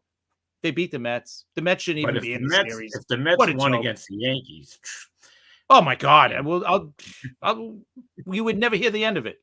Yankees. No, you're right. I think the Met fan hasn't won anything. The Met fan, right? It's every 7 years the Mets are interesting. I mean, yes, 2 years ago, tattoos with we beat the Yankees or something. It'll be on their gravestones. Right? I'm just saying that's what's going to happen. No, you're right. Yeah. I don't want this. I don't know. I think the Met fan wants the Subway Series more than the Yankee fan, is what I gather. That's fair. I think so. But then there's some Yankee fans I see like, I'm rooting for the Mets. Good for them. No, don't root for them. No, I don't think as a Yankee fan you should be rooting for the Mets. Really, I don't think that. No, you should. And I never ever rooted for the Yankees. Ever. I've never rooted for the Mets either. Even in '86, I wasn't rooting for the Mets because I was still in high school. Everybody but you had the Red Sox though. But you hated the Red Sox too, though. Some Yankee fans did want the Mets to win because it was the Red Sox. I tell you what I do remember. I tell you, you're going to get mad at this. In 2004, I remember that there were Met fans rooting heavily for the Red Sox over the Yankees. Yeah, especially that I remember very well when they played. Obviously that was the huge comeback, and the Met fan was like all of a sudden Red Sox fans. I remember. Listen, I'll tell you the truth. When Arizona won in 2001, I was ecstatic. You were ecstatic. I was. Did you go to the parade in Arizona? Did you go to the parade? Did you go to the parade? I'm not. I wasn't that happy that I'm going to go to. I had a cousin that actually lived, not too far from us, who moved to Arizona, and I should have asked him that question, but I haven't seen him in God knows how long. But I would. And you know what? That loss was not. It wasn't as bad as I think because of 9/11. Like it was like, all right. Yeah, and you know what? That was a weird series because the Mets, the Yankees got blown out in like all of the games they lost except the last one, right? And the Yankees won every game like by the skin of their teeth. I almost felt like we didn't win the series, but it wasn't a total loss because those 3 games in New York were just great. Epic. The comebacks. Country needed it. It was the November baseball. Yeah. It was the right moment, the right time. Yeah, I agree with that. I think that was a good. And I wonder, I even then, and I still think like if the Yankees would have won, let's say if they would have won the Game 7 and they beat Arizona, like remember how the city was after 9/11? How would they have thrown a ticket tape parade with the extra security? And that's a good question. Yeah, it would have been tough. I don't know. They were saying that they were planning on doing it, but I don't know how they would. I don't remember that. I don't remember what the protocol was. You remember, Rob? You remember like 63, like it was. Yeah, he remembers. Do you remember the World's Fair, like 1964? He remembers the first man on the moon, stuff like that. I was at the World's Fair. I was 1 year one, but I was. You were there. There you go. See, there you go. Possibly. I think my brother Brian is listening. I think he's talking about the Subway Series. Yeah. For Mets history, I was born at the right time. Okay, because 69, right? At least I remember it. I was young. I was only 6. 73. You got to remember, right? You remember 73? Oh yeah, I used to keep. I used to keep score. I had a scorebook. Like a scorecard. I had an uncle that did that. He was the only thing he knew was baseball. He couldn't talk to him about who was president. You couldn't talk to him about the stock market, the weather. But he knew like the New York Mets roster from like 1977, like you, Rob, from the back of his hand. You couldn't talk to him about anything else, but he knew, basically the Mets roster from, Luckily, I could talk about other stuff. Well, politics. Well, I would rather not talk about politics, but what I would rather talk about is the New York Mets and the New York Yankees winning a playoff game on October the 18th. That really hasn't happened too often, and we're doing that for a little while longer. In about 10 minutes, I got to play a new song from Anthony Finkel, his band Rust Eater. I have a new song from them we'll play, and Joe Dell is here. Is Joe Dell doing okay, Rob? I saw his TikTok, and there's some still things out there. Is he doing any better right now? I hope he's doing a little better. Hey, right Joe Dell, I had a full mustache in 73. Yeah, and I think my brother Brian, if he's tuned in, I think he is tuned in. I want to say hello to him. He's all the way overseas. I think he's a Mets fan. He was asking me about it, and he said maybe you, Rob, remember '69. Yeah, did you remember '69? I think he's asking about that, Brian. Yes, I think he's asking yes, about I remember it. I was. And if you hear Brian, hit the sub button for me because we're now on Sportzwire. We actually get some residuals for these shows. Not much. It's not much, but we do get residuals. And Zilla, by the way, I gotta say hello to Zilla. Zilla's going into the Hall of Fame tomorrow. And Zilla, cover your ears when I talk about XCW because there was some bad things about XCW. But we're gonna talk about that tomorrow. Today we're talking baseball, and she wants to say hello to everybody. She is our resident chatter. She is amazing. We love Zilla. And Joe Dell says you gotta believe. And hello there. Yes. Which I was talking about before with what are all the you gotta believe signs in Cleveland? Can't you come up with your own stuff? You were complaining about that. Well, maybe they just, they don't remember the Mets. Maybe they don't remember you. They didn't ask you, and they didn't ask that why. I don't know. What else could they what else could they say? Like what else could this slogan be? Like staying they alive. Could do that like Guardians. I don't know. Can they do that still, or that's now outlawed? Because we're gonna get. You know what? I do my intro. I don't know if my brothers watch when I have the backyard wrestlers come on. I do and with that, and then I go. Ooh, and that's kind of basically like the Indians. Ooh, like I don't know if they do that still. Yeah, and, you could get canceled if you do that. I actually there's a wrestling company in Shelbyville, Indiana, that's mad because Zilla. I'm gonna say it because it'll be a preview for tomorrow because Justin Parsley got fired in a group chat. And some wanker that basically got mad. His name's Michael Riley, an overweight karaoke singer who does poor commentary, basically talked about that I said something slanderous and my station has been saying all these things. But meanwhile, these wrestlers come to me and say all these things about this company and I stand up for them. So, that's what I'm not going to talk about that right now. But yeah, that's, some stuff I'll get into for sure tomorrow because tomorrow I'm going to certainly unload on them. I'm going to go to town on them. But, listen, the Guardians have to come up with a better sign. But right now they're trying to just stay alive. They're just trying to stay alive right now. They're just trying to stay alive. Yeah, but, hey, they're down now, 3-1. So Cleveland's going to do everything. They're going to throw it's all hands on deck, as they say, right? So and they're going to not want to see the Yankees clinch in their building. Oh, yeah, definitely not. I know. I think the Mets had so much motivation today because I think the Mets had so much motivation because of that. I really felt that the Mets were going to win today. I honestly, I actually felt the Mets would be up 3-2 going into Los Angeles. I really didn't have a good feeling about Game 3 for whatever reason. I don't know what it was, but I just didn't feel good about that, especially maybe the way the Dodgers came back late in that game. There was also the day off. The Mets seem to play better when they're consecutively playing. Yeah. But I really thought the Mets were going to win yesterday. They tied the game early. They had the bases loaded in the second inning, and they couldn't deliver. And to me, if the Mets lose this series, that's going to be where they lost it, was the fourth. Because the fourth game's always – listen, the fourth game is always the swing game. No matter what, in these 7-game series, especially when it's 2-1. And the Mets the Mets won a game. They did exactly what they had to do. They won a game on the road. So coming in, the Mets really, it was theirs to win 2 out of 3, especially with the home field advantage. Citi Field, the fans were in it. They were loud the whole way through. And the Dodgers took them out early. They took them out early in the game in both those games. And I had a feeling the Mets were going to win today. It was an early game. The weather was warmer. Not to make excuses, but the weather was warmer. The ball jumped.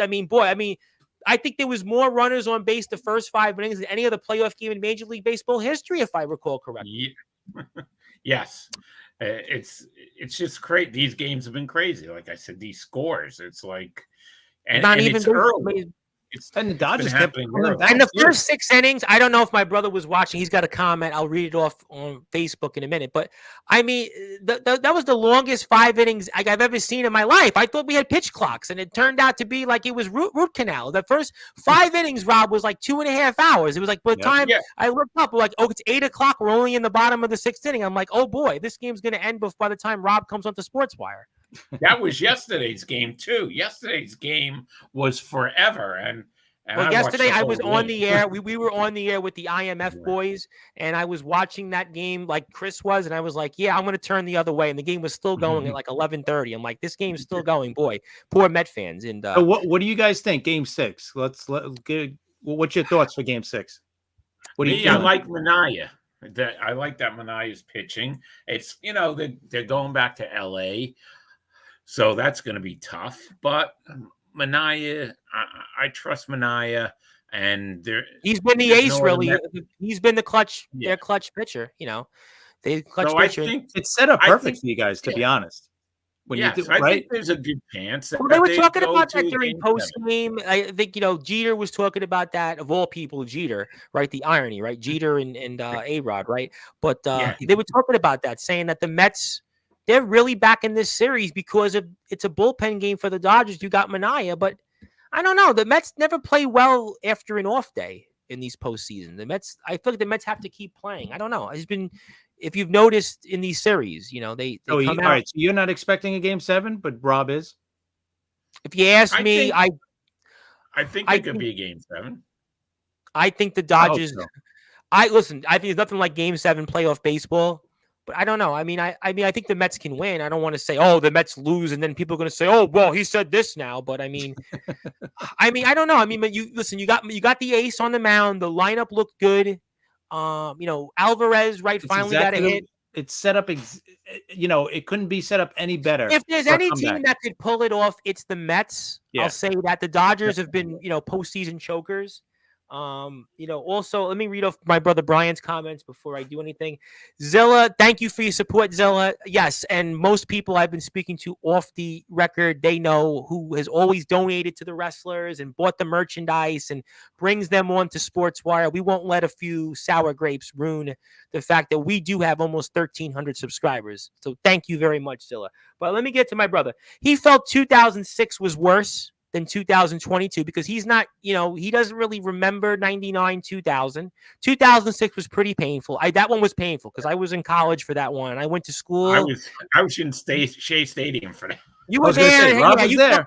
Rob, you could talk about that like for 100 years, but I took a political science I took. And I remember my class, it was like all Yankee fans. One kid, Mark, it was a freaking wanker of a Yankee fan, but he was just like they're all wankers, those guys. No, they're not. But like he was, because it was, whatever it was college. He 2006 was painful. Beltran caught looking. That was painful. Yeah, that was 22 really wasn't painful. The Mets lost to the Padres in a short series. The Mets season was ended, Brian, when they got swept in Atlanta and lost the division. 22 wasn't painful. They got beaten a third game and it was like lifeless. I mean, what was his Bassett was the starting pitcher and was like didn't even give a damn. He said, how would you feel if the Mets lose in 6? I don't think you can argue. Here's his comment. How do you think you lose as the Met fan loses in 6? I don't think you could be mad about the Mets losing. This team had no business being in the playoffs. This team in May was written off. This team, even the last week of the series, had to deal with the hurricane, right? Was it Hurricane Helene? And that delayed them. They had to play 1, 2, 3, 5 games in like 3 days. I mean, this team really has no business being Milwaukee. The series was over practically in the 9th inning. Alonso hits one of the greatest home runs in Met history. The Mets beat the Phillies, who might have been the best team in baseball all year. So I don't think the Mets fan can complain. 2006 was the Mets moment. 22 even. That was Met team was 100 wins. 2015, they went to the World Series. Kansas City was the better team. I don't think you could say anything about that. So I think this Met team really for the loss, I don't think it's a painful loss it's a painful loss. I don't want to say, oh, it's great, we lost, but right, yeah, I know what you mean. I don't think the way this team, the odds against them, I don't think the Met fan can say it's like painful as it was like in 99, 2000, 2006. Like those are painful ones. 15, they were good. They were a very good ball club. I don't know if they should have won the World Series because, again, they beat the Dodgers. They kind of were a mild upset with the Dodgers. And they beat Cubs. the Cubs. They came close, though. They came close to beating the KC. Yeah, I mean, they lost the game, right? The 4th game and the 5th game. Yeah, I mean, but Kansas City had the great bullpen. They went to the World Series the year before. It was kind of destined for them. I kind of think it was Kansas City's year. 16, I mean, that was just what we faced Bumgarner right in the one game. We weren't winning that one. I knew we weren't winning, Rob. I knew we had the Giants. I think I even said to you then we weren't winning that one. I knew you had.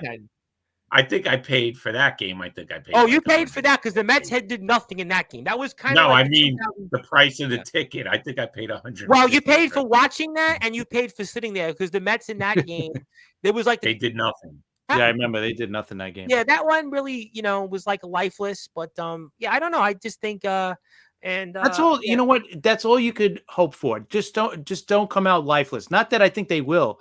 I think I don't think they will either. I don't think so. Yeah. I don't think either way, it'll be like they went down swinging or whatever. So they're not going to be like that where it's going to be a 2-hit shutout or something. Like you said, it's all been gravy. We didn't expect this in the beginning of the year on this show. We were talking about how bad the Mets. Yeah, I really didn't want to talk. I'll be honest. I mean, I don't know what my brother was watching or not. I didn't really want to talk baseball for about a month and a half on this. I mean, we had wrestling, and thank God for the wrestling. But I really didn't want to talk about the Mets. I really. Oh, that's how 2004 was for me. I literally put all my Yankee stuff away. I didn't even want to wear I didn't even want to look at it. Yeah, I couldn't even talk about Yankee stuff until spring training. That's how bad it was. Yeah, that was like that's kind of hurts today. It's still here. That's how I felt about 2006. That's how I got to be honest. I think my brother Brian is right. The 2006 one was very painful. That was a very painful loss. And you know why? What else was painful? Because when Andy Chavez made that catch, you said the Mets are going to win this game. 3-1, you're going into it. You got a shot. That was a good play. That was a painful. That was one of my longest rides home from Shea Stadium after that. Because that was a late night one too. That was a late night one too. Yeah, that was a good one here. Yeah, that was those rides home for on games that you lose like that are horrible, man. Because you're stuck in traffic. You just want to get home. You're sick of this crap. And I gotta be honest. When I went to the Islander playoffs games, and Zilla, thank you so much. No, I'm not a bully. I think most people know that. And yes, we're sorry for Justin. Justin's here tomorrow, and Justin will be fine. The sun will shine. People aren't worried about some rinky-dink backyard wrestling fed that nobody really watches. We're good. But and this is Chris's Instagram. Please give him a follow. But I went to a couple Islander playoff series when they lost the Lightning and Carolina in overtime. Those were pretty painful, I got to say. Those were painful losses. The Lightning one, because I went to back-to-back games in overtime they lost. That was tough. The Carolina game, the first one, it was a questionable call. Islanders should have had the lead. They overturned a goal in the second one. So that was a little bit of a painful one. But the Yankees or at least one win went away, and we're excited about that. We're definitely excited about all of that for sure. And Brian wants to say, is Alonso already the Mets GOAT? I don't think he's the Mets GOAT. He might have hit a playoff home run, but he's not a Mets GOAT. But Rob, I have to ask you before I go back to the Yankees, and I got to play my song for my friend Anthony Finkel. Does this impact Alonso's contract situation? I don't know if it impacts it. I mean, he hit probably the greatest or one of the greatest home runs in Met history in this postseason.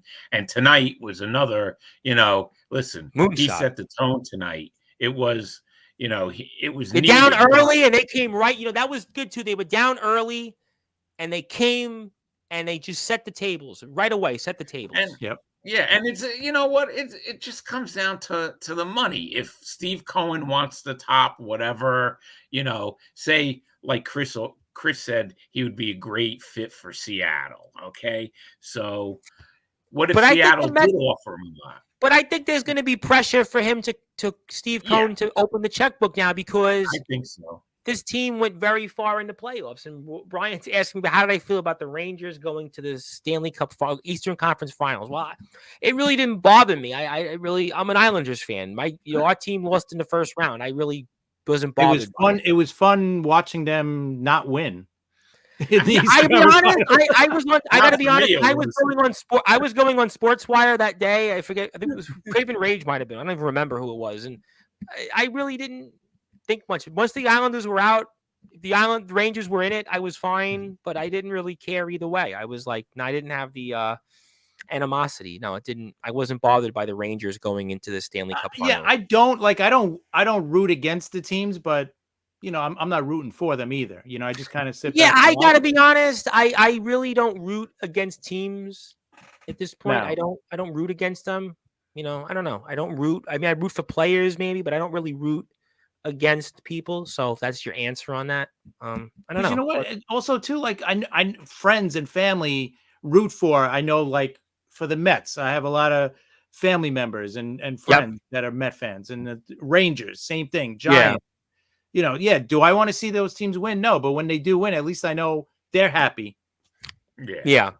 So, well, let me. Yeah, go ahead, Rob. Go ahead. That I like. I was just going to say, but Chris, if there is a Subway Series, it's better for our show. I would think it's better for you. It's better for Sportswire. It's better for the Pinstripe Chronicles because you guys got, something to talk about. You know what's even better? If the Yankees played the Dodgers in the World Series. That would be great. That would be so much better.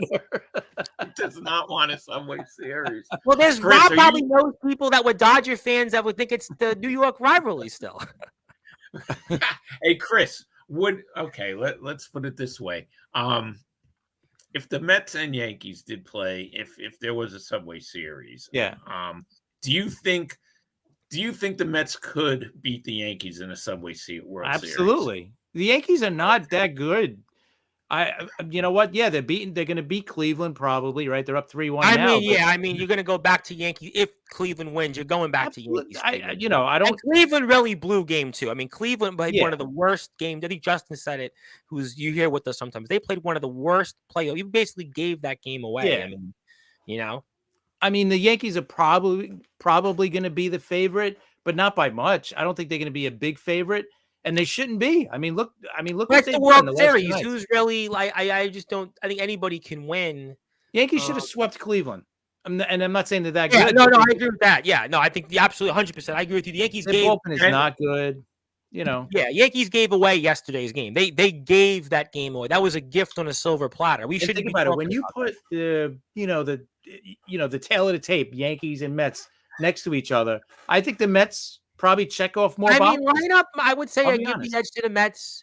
Starting pitching, push, bullpen, maybe I give the edge to the Yankees.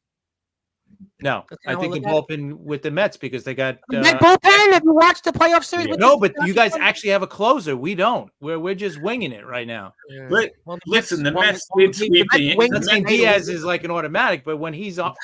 He's been better. Diaz has been better, but he's had his moments. Let me get to my brother Brian. He's got. What did I think about the Knicks playoff run? Yeah, it was good. It was their most. They had one in 2013 that was good, but that was had great. A decent run. I mean, I like the NBA. I don't cover it, but I mean, it was a good run. I'm not really a Knicks fan. I'm more of a Net fan because of the geographic. They should have a nice run this year too. So it'd be great. Sure. Yeah, I mean, I'll talk about them. I don't know. The Knicks, I mean, it was good. The Mets, I'm invested into. The Yankees, the Islanders and Rangers, I'm definitely invested into that. The Islanders was a great run. The 2 runs we had, I mean, those were good runs. I mean, but the first one was COVID. It was like we're in a bubble, and it was like 21 was the first time things started to open. There was fans at the Coliseum. That was a heartbreaker. 21. They win the last game at the Coliseum. They lose that game on a shorthanded goal in Tampa. 1-0. That was rough. The Islanders that was a good run. Joe Dell's got this, and I got some music I'm going to play in a minute. Maybe you want to hang out for that, and then we'll get to some other words. Diaz has you by. Yeah, that's I'm with Joe Dell on this. Diaz has been good, but he's in, nibblers. These Met pitchers and the nibbling. It's like reincarnations of Steve Traxel and Tom Glavine and the way the Mets pitch. It's just like, well, seriously, it was a pitching clock violation. I think in one of the games as well. I mean, it's just, he does bite but he's been good. He did shut the door down. We were up 6 though. He shut it down on Tuesday. He did do that. Good stuff. Okay, I gotta play a little bit of a song really quickly. We'll come back to some final thoughts here. Hang out for this. Rob's my buddy. Rob, actually, Joe Dell's going to like it. It's a really good song. It's from my buddy, Mr. Anthony Finkel, a friend of mine who's been there from the very beginning, one of my closest friends. He has been with me. We met for the first time. I can't believe I'm going to say this. We met at a campaign event in Bensonhurst, Brooklyn, on 76th Street and 81st Street and 17th Avenue. Anthony was dressed like he should have been the mayor rather than the current mayor, Eric Adams. And I was there like this in a shorts and a T-shirt. And we met on an election night for a candidate that I don't even want to remember because I can't stand her. But, we lost by 25 points, whatever. But he and I became really good friends. And he's got a new band. They have some music. They're out from Garrison Beach. Anthony's from Ditmas Park, but the rest of the guys are been out for a year. They've got a new single. It's called Festus. I'm going to play it here, world premiere music. I should have played it like an hour and a half ago, but we'll do that Sunday again. But let me give the guys this here first of all. So we'll go like this. We're going to put the band poster up. And then that's the band Rust Eater. And then we're going to play their music for the audience here. We're going to take this off the screen because I have the brand new single. So we'll play it for a few minutes and then we'll go and play the rest of the show for some final thoughts. So tell me what you think. My music heads here were heavy guys. You can see the Sportswire Radio analog here. Boy, that's the magic of all it happens. But here we go. New world premiere music.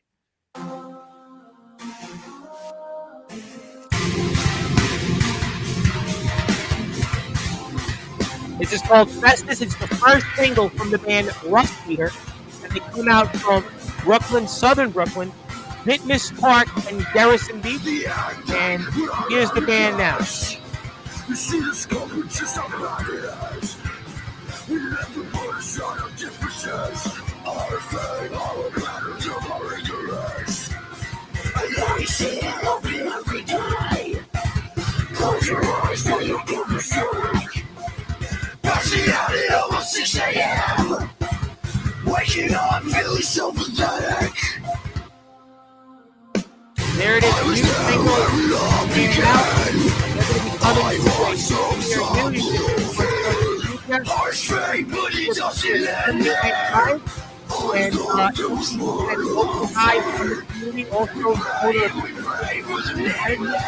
and one of our first listeners, and this is the band we and definitely very, very this is our fault. The rest will follow. We made this for us. We can't give it up. All just to watch it crumble. I'm ready to bang some heads. Bang some heads. Bang XPW heads right now.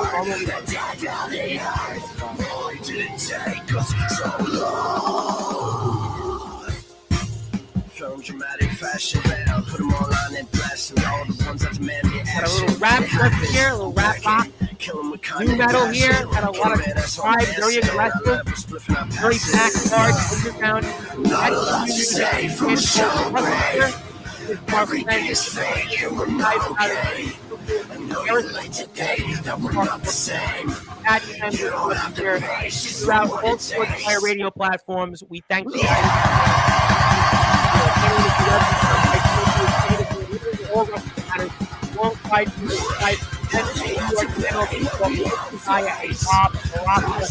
Your Friday night time also here on YouTube.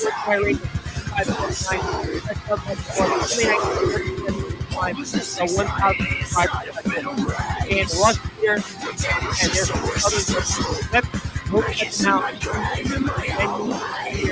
there's other here. Thank you guys for that. There you go. We could play the rest of it, but the songs, we got the point. But definitely heavy. And Jodell, yes. We also had Maggio's Music Store, I think, which might still be there on the corner of New Utrecht Avenue and 80. Like it's still holding up there. That's still, there's remnants of Bensonhurst. It's like remnants. There's remnants. Yes, 18th Avenue. Yes, 79th and 18th. That's by the that's right by the park over there. Yep, right by New Utrecht High School. Very heavy.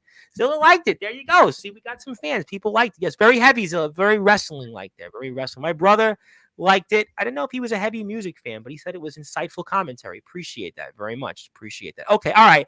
So I've got the point. Chris, Yankees keys to getting into the World Series. Just win or anything else I'm missing? Yeah, just win tomorrow. You know what? Just do what you've been doing offensively the last couple of nights, scoring runs. Stanton's got to stay hot. Judge is right in there. Soto hit a home run tonight too. So just keep doing that. And the bullpen somehow has to get the final 9, 12 outs, whatever it's going to be. Rodon pitches tomorrow. Hopefully it's, another good start that he had in game 1. And they just finish it, clinch it, head home, and wait for Dodgers or the Mets. Simple as done. And you obviously for the Yankees, you want the extra days off because if you win tomorrow, you're not playing until Friday. But again, I have mixed feelings on that. We'll obviously talk about it. And Zilla loves metal and rock. Yeah, we're gonna play it tomorrow as well, Zilla. It's a great song. Anthony's got 5 songs. That's the lead single, and we'll definitely play some of that. Is it going to be on Spotify eventually or stuff like that? You know what? That's a great question. I don't know enough on that, but I do know that Anthony will probably pop in the chat Sunday night. And, I'm expecting a lot of people. People tell you that, but I believe that people are going to be here, but, you never know. But, I think it'll be on. I don't know if it is yet, to be honest, but I'll definitely, when we put the clip out, I'm sure Anthony's going to. He better share it. No, he'll share it. He's definitely been, he's actually been on me. Where's this clip? And I'm like, I couldn't sync the music up until tonight because he didn't send it to me correctly. We got it correctly now. So, we'll definitely see. I think the Yankees should win and you want the extra days off. Like I said, I have mixed feelings there, but we'll talk about it Friday for sure next week on the show. And for you, Mr. Maraska, maybe I'll get a thought or two on the Jets in a minute. I don't know why, but Mets, what's the keys for the Mets to at least continue to play another day, to live another day almost? Well, they have to cut out the walks. I'd rather see them, if they're going to lose, I'd rather see them lose by getting hit, not by walking in runs and a wild pitch. The Dodgers way too many chances in this series. Like I said, this series should be, the Mets should be up 3-2. They really should be 3-2. And they unfortunately put too many guys on base. Way too many. And they gotta score runs. They're leaving too many men on base once again. Except for tonight. Tonight was different. Tonight.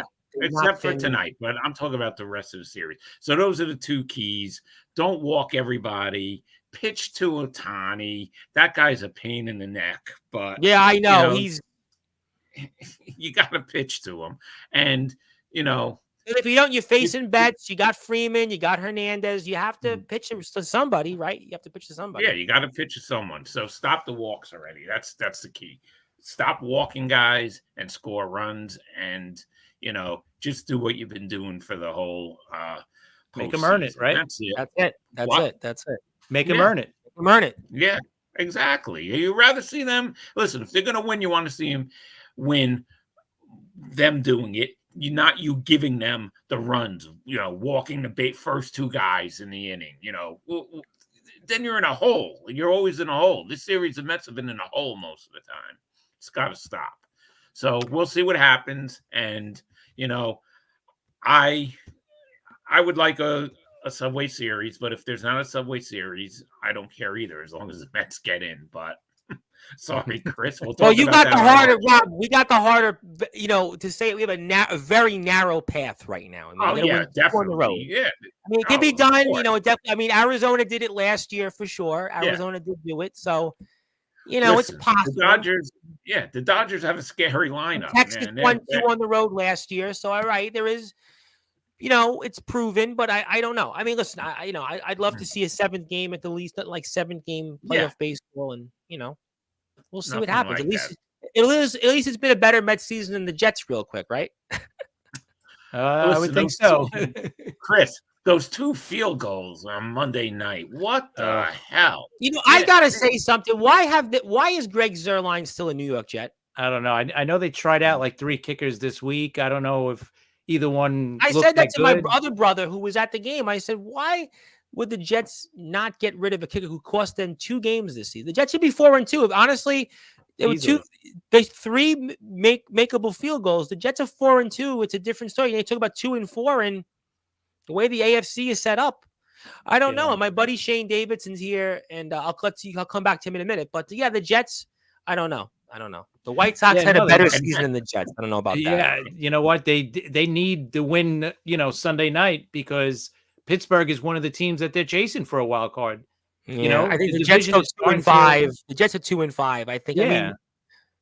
I don't know. And Because how many flags were there, Chris? It was like Oh my 22, goodness! I I think think. the most penalties I've ever seen in a Monday night game. I mean, Jesus I Christ, that couldn't game was believe- still going. You know, we were talking about it when the wrestling guys were here, and it was like it was 11:35. That game still didn't end. I mean, I know, maybe- I'm watching the Yankee game. I'm watching that. So on one side, I'm like really happy about the Yankees winning, and then the other side, I'm like, oh, just aggravated. What a great New York sports day, though, in a way, regardless of the outcomes. You had Mets, Mhm. Yankees, Jets. Yeah. So, It I was mean, you know, good. it was a nice. You don't get that too often. You get Jets, Mets, Yankees. Well, playing. Sunday you're getting what the Mets, Mets and the Jets, right? Yeah. Mets, And the Jets, Giants. Giants. And also, I think Sunday is the if you want to talk about it, the Yeah. WNBA finals, Game 5. Yes. Well, if Brad Oh, Weiss was here, I don't know. I'm on the fence about inviting I Brad. watched the game tonight while I was watching the Yankee. Wow, game. you were doing the double TV I screen. had then. I had my tablet with the Okay, WNBA okay. game. Okay. Yeah, I think my brother was doing the split screen. I'm like, how are you doing split screen? But Yeah, That was a Fios doesn't thing- have the split. that was screen. a thing years ago. I remember there was a thing. You had like a big TV, then you had like a little Yeah. mini on the top. Yeah. Picture in picture. Yeah, I had that on one of my TVs. Me My too. brother says he thinks the Yankees might choke, but he says LOL. He's a Met fan. He's in another country. He doesn't know. I hope not. I hope No, I want to see people win, and I don't think the White Sox have had a better season than the Jets. That's a little bit dramatic. Yeah, no. What I- did Shane we're pretty Davidson? What did you miss? No, we talked tonight about a bunch of things. XCW, I'll talk to you about off the air. I'll talk to you about what happened there. You know, with Justin Parsley. But NFL has been wild. Yeah, it's been a interesting season so far. TBK talked about the Ravens. You know, Chiefs are 5-0. The Vikings, I still can't figure out. The Commanders, we talked about, can't figure them out. The 49ers, maybe you're back on track. The Lions, but they have some injuries. The Rams have been disappointments. I mean, yeah, I don't know. I feel like, I'll be honest, I feel like we'll be talking a lot more football if the Mets are out next week. The Mets are out next week. I don't think I'm spending Rob an hour on Met baseball. We'll probably dig into more NFL. So that would be my thing here. But yeah, that's kind of where we were at. But we had a lot of fun, and I got to plug myself one more time because I still got some people here on YouTube. That includes my brother Brian. I know people are going to be distracted by the Met game, but I do have my special Sunday night, 8:30 p.m. Eastern time. Drop by in the chat. Give me a line. I'm going to have a lot of people on the line. So if you want to say hello, congratulate me. I'd appreciate that. I'm almost at 1,300 subscribers. Angela is going to be here. A lot of people are going to be here. A lot of people from my past that I didn't think I would meet. And I messaged them. Should I invite Brad Weiss? Do you think Brad Weiss should be here? I ask you, Bill. why not? I don't know. I feel Brad left the show high and dry. I don't know. I mean, Rob Hines, I reached out. Rob was so happy that he was like, wow, you're still doing this. And I'm like, yeah, I'm actually I'm on YouTube and Facebook. I do well, and I'm well on those platforms. But yeah, I don't know. Brad. I feel like Brad left the show high and dry, to be honest. I'm a little upset Will about he that. show up? That's the thing. If You'll invite be him, watching will the he Met game, though. You know that. I think he would show up because I think there's a lot of. I think 1,000 subscribers is a big deal to people. It's YouTube, the verification, the watch hours. My buddy Andrew Lovelace, who I know is going to be here, and Andrew Lovelace is here on October 30th. He's going to be here. He's Peanut Butter and Jealous, one of the favorite tag teams of mine, and in the Pennsylvania independent wrestling circuit. And you're up late. Aren't you going to a show? But Andrew, you missed a few things. XCW, some backyard fed in backwards Indiana was saying that I lied and said I said slanderous things about Justin Parsley. He'd be leaving the company. He showed a group chat of him being fired, and some announcer who's overweight who sings bad karaoke got upset. I blocked him, and he got upset again. And the owner of the company called Sportzwire Radio a cancer, and I'm going to probably, really get him tomorrow, but not tonight. But giving you guys a drama's big good for wrestling, right? So that's it's a good thing, I but you guess. know what? There's people that say, "Oh, Sportswire, all they do is beat people up and they twist things." There's a lot of twisted people in backyard wrestling. They allow these sex offenders. They allow these companies allow sex offenders on their roster, and they rationalize it. And it's really disgusting. Not to go on around, but it's absolutely disgusting. You rationalize They that. do. They rationalize. XCW does it. TBW, UWA, it's disgusting. It's really like these people, and they get mad that you call them out. It's really like, I covered British independent wrestling, and there was the Speak Out movement. It was the same thing. They would get mad about women that were getting forced upon. It's really I don't want to spend all time on it because I'm going to blow up, and I don't have the crowd for it. I'm going to have the crowd tomorrow for it, and I'm going to really blow up on that, and people are going to love it. It'll get views. Oh, for sure. Listen, I'll get 300 views tomorrow on YouTube for sure, because everybody's going to watch that. And he said, but it's really, it's not really a good thing for the community, but it has to be said because there are people that it's disgusting. It's really disgusting. It is. That's horrible. It is horrible. And then they get mad at me for actually exposing them. They get mad at me for Ox McCoy. Ox, I got to tell you real quick, buckle up. Well, good luck tomorrow in the ring. And when you're on the way home, go listen to Justin Parsley with me, because I'm going to say some things about XCW in Indiana. They took some shots at IMF, took some shots at myself, Omen, and Soldier, called Sportswire a cancer. One guy named Michael Riley, look up to Facebook, talk to Justin about it, because I'm going to say a lot about it tomorrow. So that's what I'm giving you advice on. But very good. Yes, you got to come on Sportswire one of these days. You got to come on Sportswire, Joe. And check my Facebook post with Justin about being fired from the group chat. Just go on the Facebook, check it out. I blocked the guy because the guy got mad, and he was told by the promoter of his company, Joshua Fletcher, and this guy called Sportswire, and every company and every person that comes on, their cancers, and he's firing people from his promotion that come onto Sportswire. And this guy is a bully. He pimped his 9-year-old son to wrestle in his Fed, and he's allowed registered sex offenders to be there. So I'm going to say it in front of a bigger crowd tomorrow. That's going to be the early warning shot. So after the IMF show, buckle up, because I'm going to say a lot on that. But that'll be that. But okay, enough on that, because I could talk about that, but let's move on from that. But thank you, Joe Dell, and you got to come on to Sportswire. You better be here, Joe. You better be here, Joe Dell, at 8:30 on Sunday. But Fletch is a very bad guy, Ox. He's a bad man. He's a fish face. Let me tell you something. He's a fish face, and he says I'm a bully, but no person does more for these wrestlers. I donate to them. You know it. Every show for his company, I donate 1 ticket or more. Wrestlers need advice. They come to me. I help them. I buy merch. I'm wearing one now. I give them support and comfort. Where this guy, he didn't even allow a pregnant woman to use the bathroom in his company. That's how bad this guy is, Joshua Fletcher. He's a bad guy, and he pimped his 9-year-old son to wrestle in his federation because pedos watch that stuff. He's a bad man. I'm going to give him the verbal belt. Just not tonight, though. But I'll move on from that. They're bad people. There's this in backyard wrestling. There's just these people that they're sick. They're sick people, and they need help. They should be in jail. They should be jail, and they go and think that they could get away with it. And they rationalize it. I don't want to talk about it. It's really getting me worked up. Chris, save me. Pass the baton over. Give me some positivity. It's too much negativity. People are divided with politics right now, wrestling, and we got to get to focus. I'm trying my best to it, but I have to speak out. I will not stand for people to be bullied, and I will not stand for liars. And I will put my life on that any day of the week. So, but Chris, the floor is yours. Thank you for your hard work. Let me put your Instagram up so my guys, Andrew Lovelace and Ox McCoy, can give you a follow and fire away.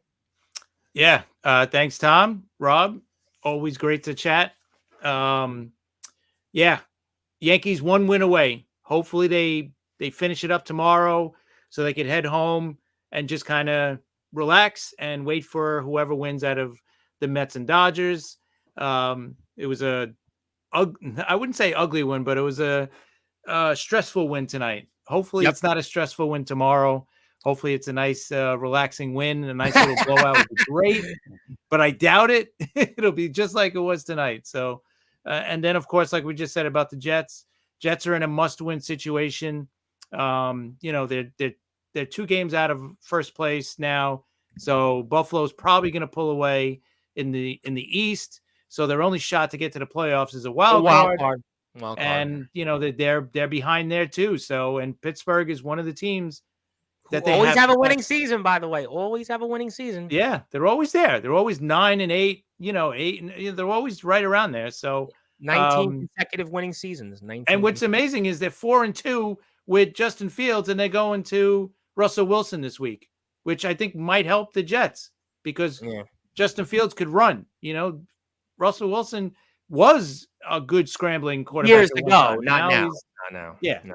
So hey, maybe the Jets could win. You never know, especially after getting it. Devontae Adams, that'll help the offense, obviously. But we'll see. Hopefully, we'll have a Jets win, Yankee win. The Mets will force a Game 7. That'll be a great weekend. Yeah, so- I'm all for it. Listen, I'm all Yeah. for it. Hope springs eternal is the yeah, exactly. hope springs eternal. But if So I'm you are looking forward here, to it, and everybody, yep. looking forward to talking to Rob and previewing the World Series in a few days. Yeah. Amen to that. fun. And I'm going to also have to lift off Jets. I'm going to play on sportswireradio.org coming up here this weekend because I'm going to be here in the friendly confines of the Sportswire Radio basement. But there's his Instagram page, Chris. Give him a follow. He's at CP7NY. So I got a bunch of people here still. Thank you for On tuning Twitter in. as well. Yes. Well, a lot of these wrestlers are on Instagram. They're not really X people. Okay. A lot of them wrestlers are on Instagram. Instagram is like, they're very big on Instagram and TikTok. So, but Ox wants to say he's a Red Sox fan. So sorry about that. All right. Nobody's perfect. Ox, you don't want to get Ox angry. Trust me. Ox has got my back. That's why I'm very comfortable about my position on when I say it, because Ox has got my back. And Ox tells me on Instagram, when I speak up, he's got my back. So if Ox has got my back, Andrew Lovelace has got my back. These are guys I would go into a foxhole with any day of the week. And yes, we love all our guys on Sportswire, and I can't thank all of them enough. So I appreciate that. Rob, I'm going to pass the baton to you for some closing thoughts. Anything else you want to plug, share, or say? Be my guest. Yep, just happy that the Mets forced. And what's with the contest? When's the contest? I'm gonna announce that too. I'm just glad that the Mets are going back to LA, and hopefully they can force a Game 7, and we're gonna tape our show once we know what's going on. Well, you couldn't tape it until at a minimum Monday. At a minimum Monday, you can't tape it. Yeah, exactly, or Tuesday, whatever. We'll see what happens. The Ohtani card, that pain in the neck Ohtani. We're gonna announce the winner on next week's show. I'm gonna wait till after the series, and we'll pick the winner. I want to put it up again, and that guy just drives you crazy. But the card's good. The card's sold out. 50-50 tops now. Ohtani card, so it's a good card. It just arrived actually today, so I have it. Nice. I'll be ready to send it out. So I definitely don't want it. And like Chris said with the Jets, oh man, that game,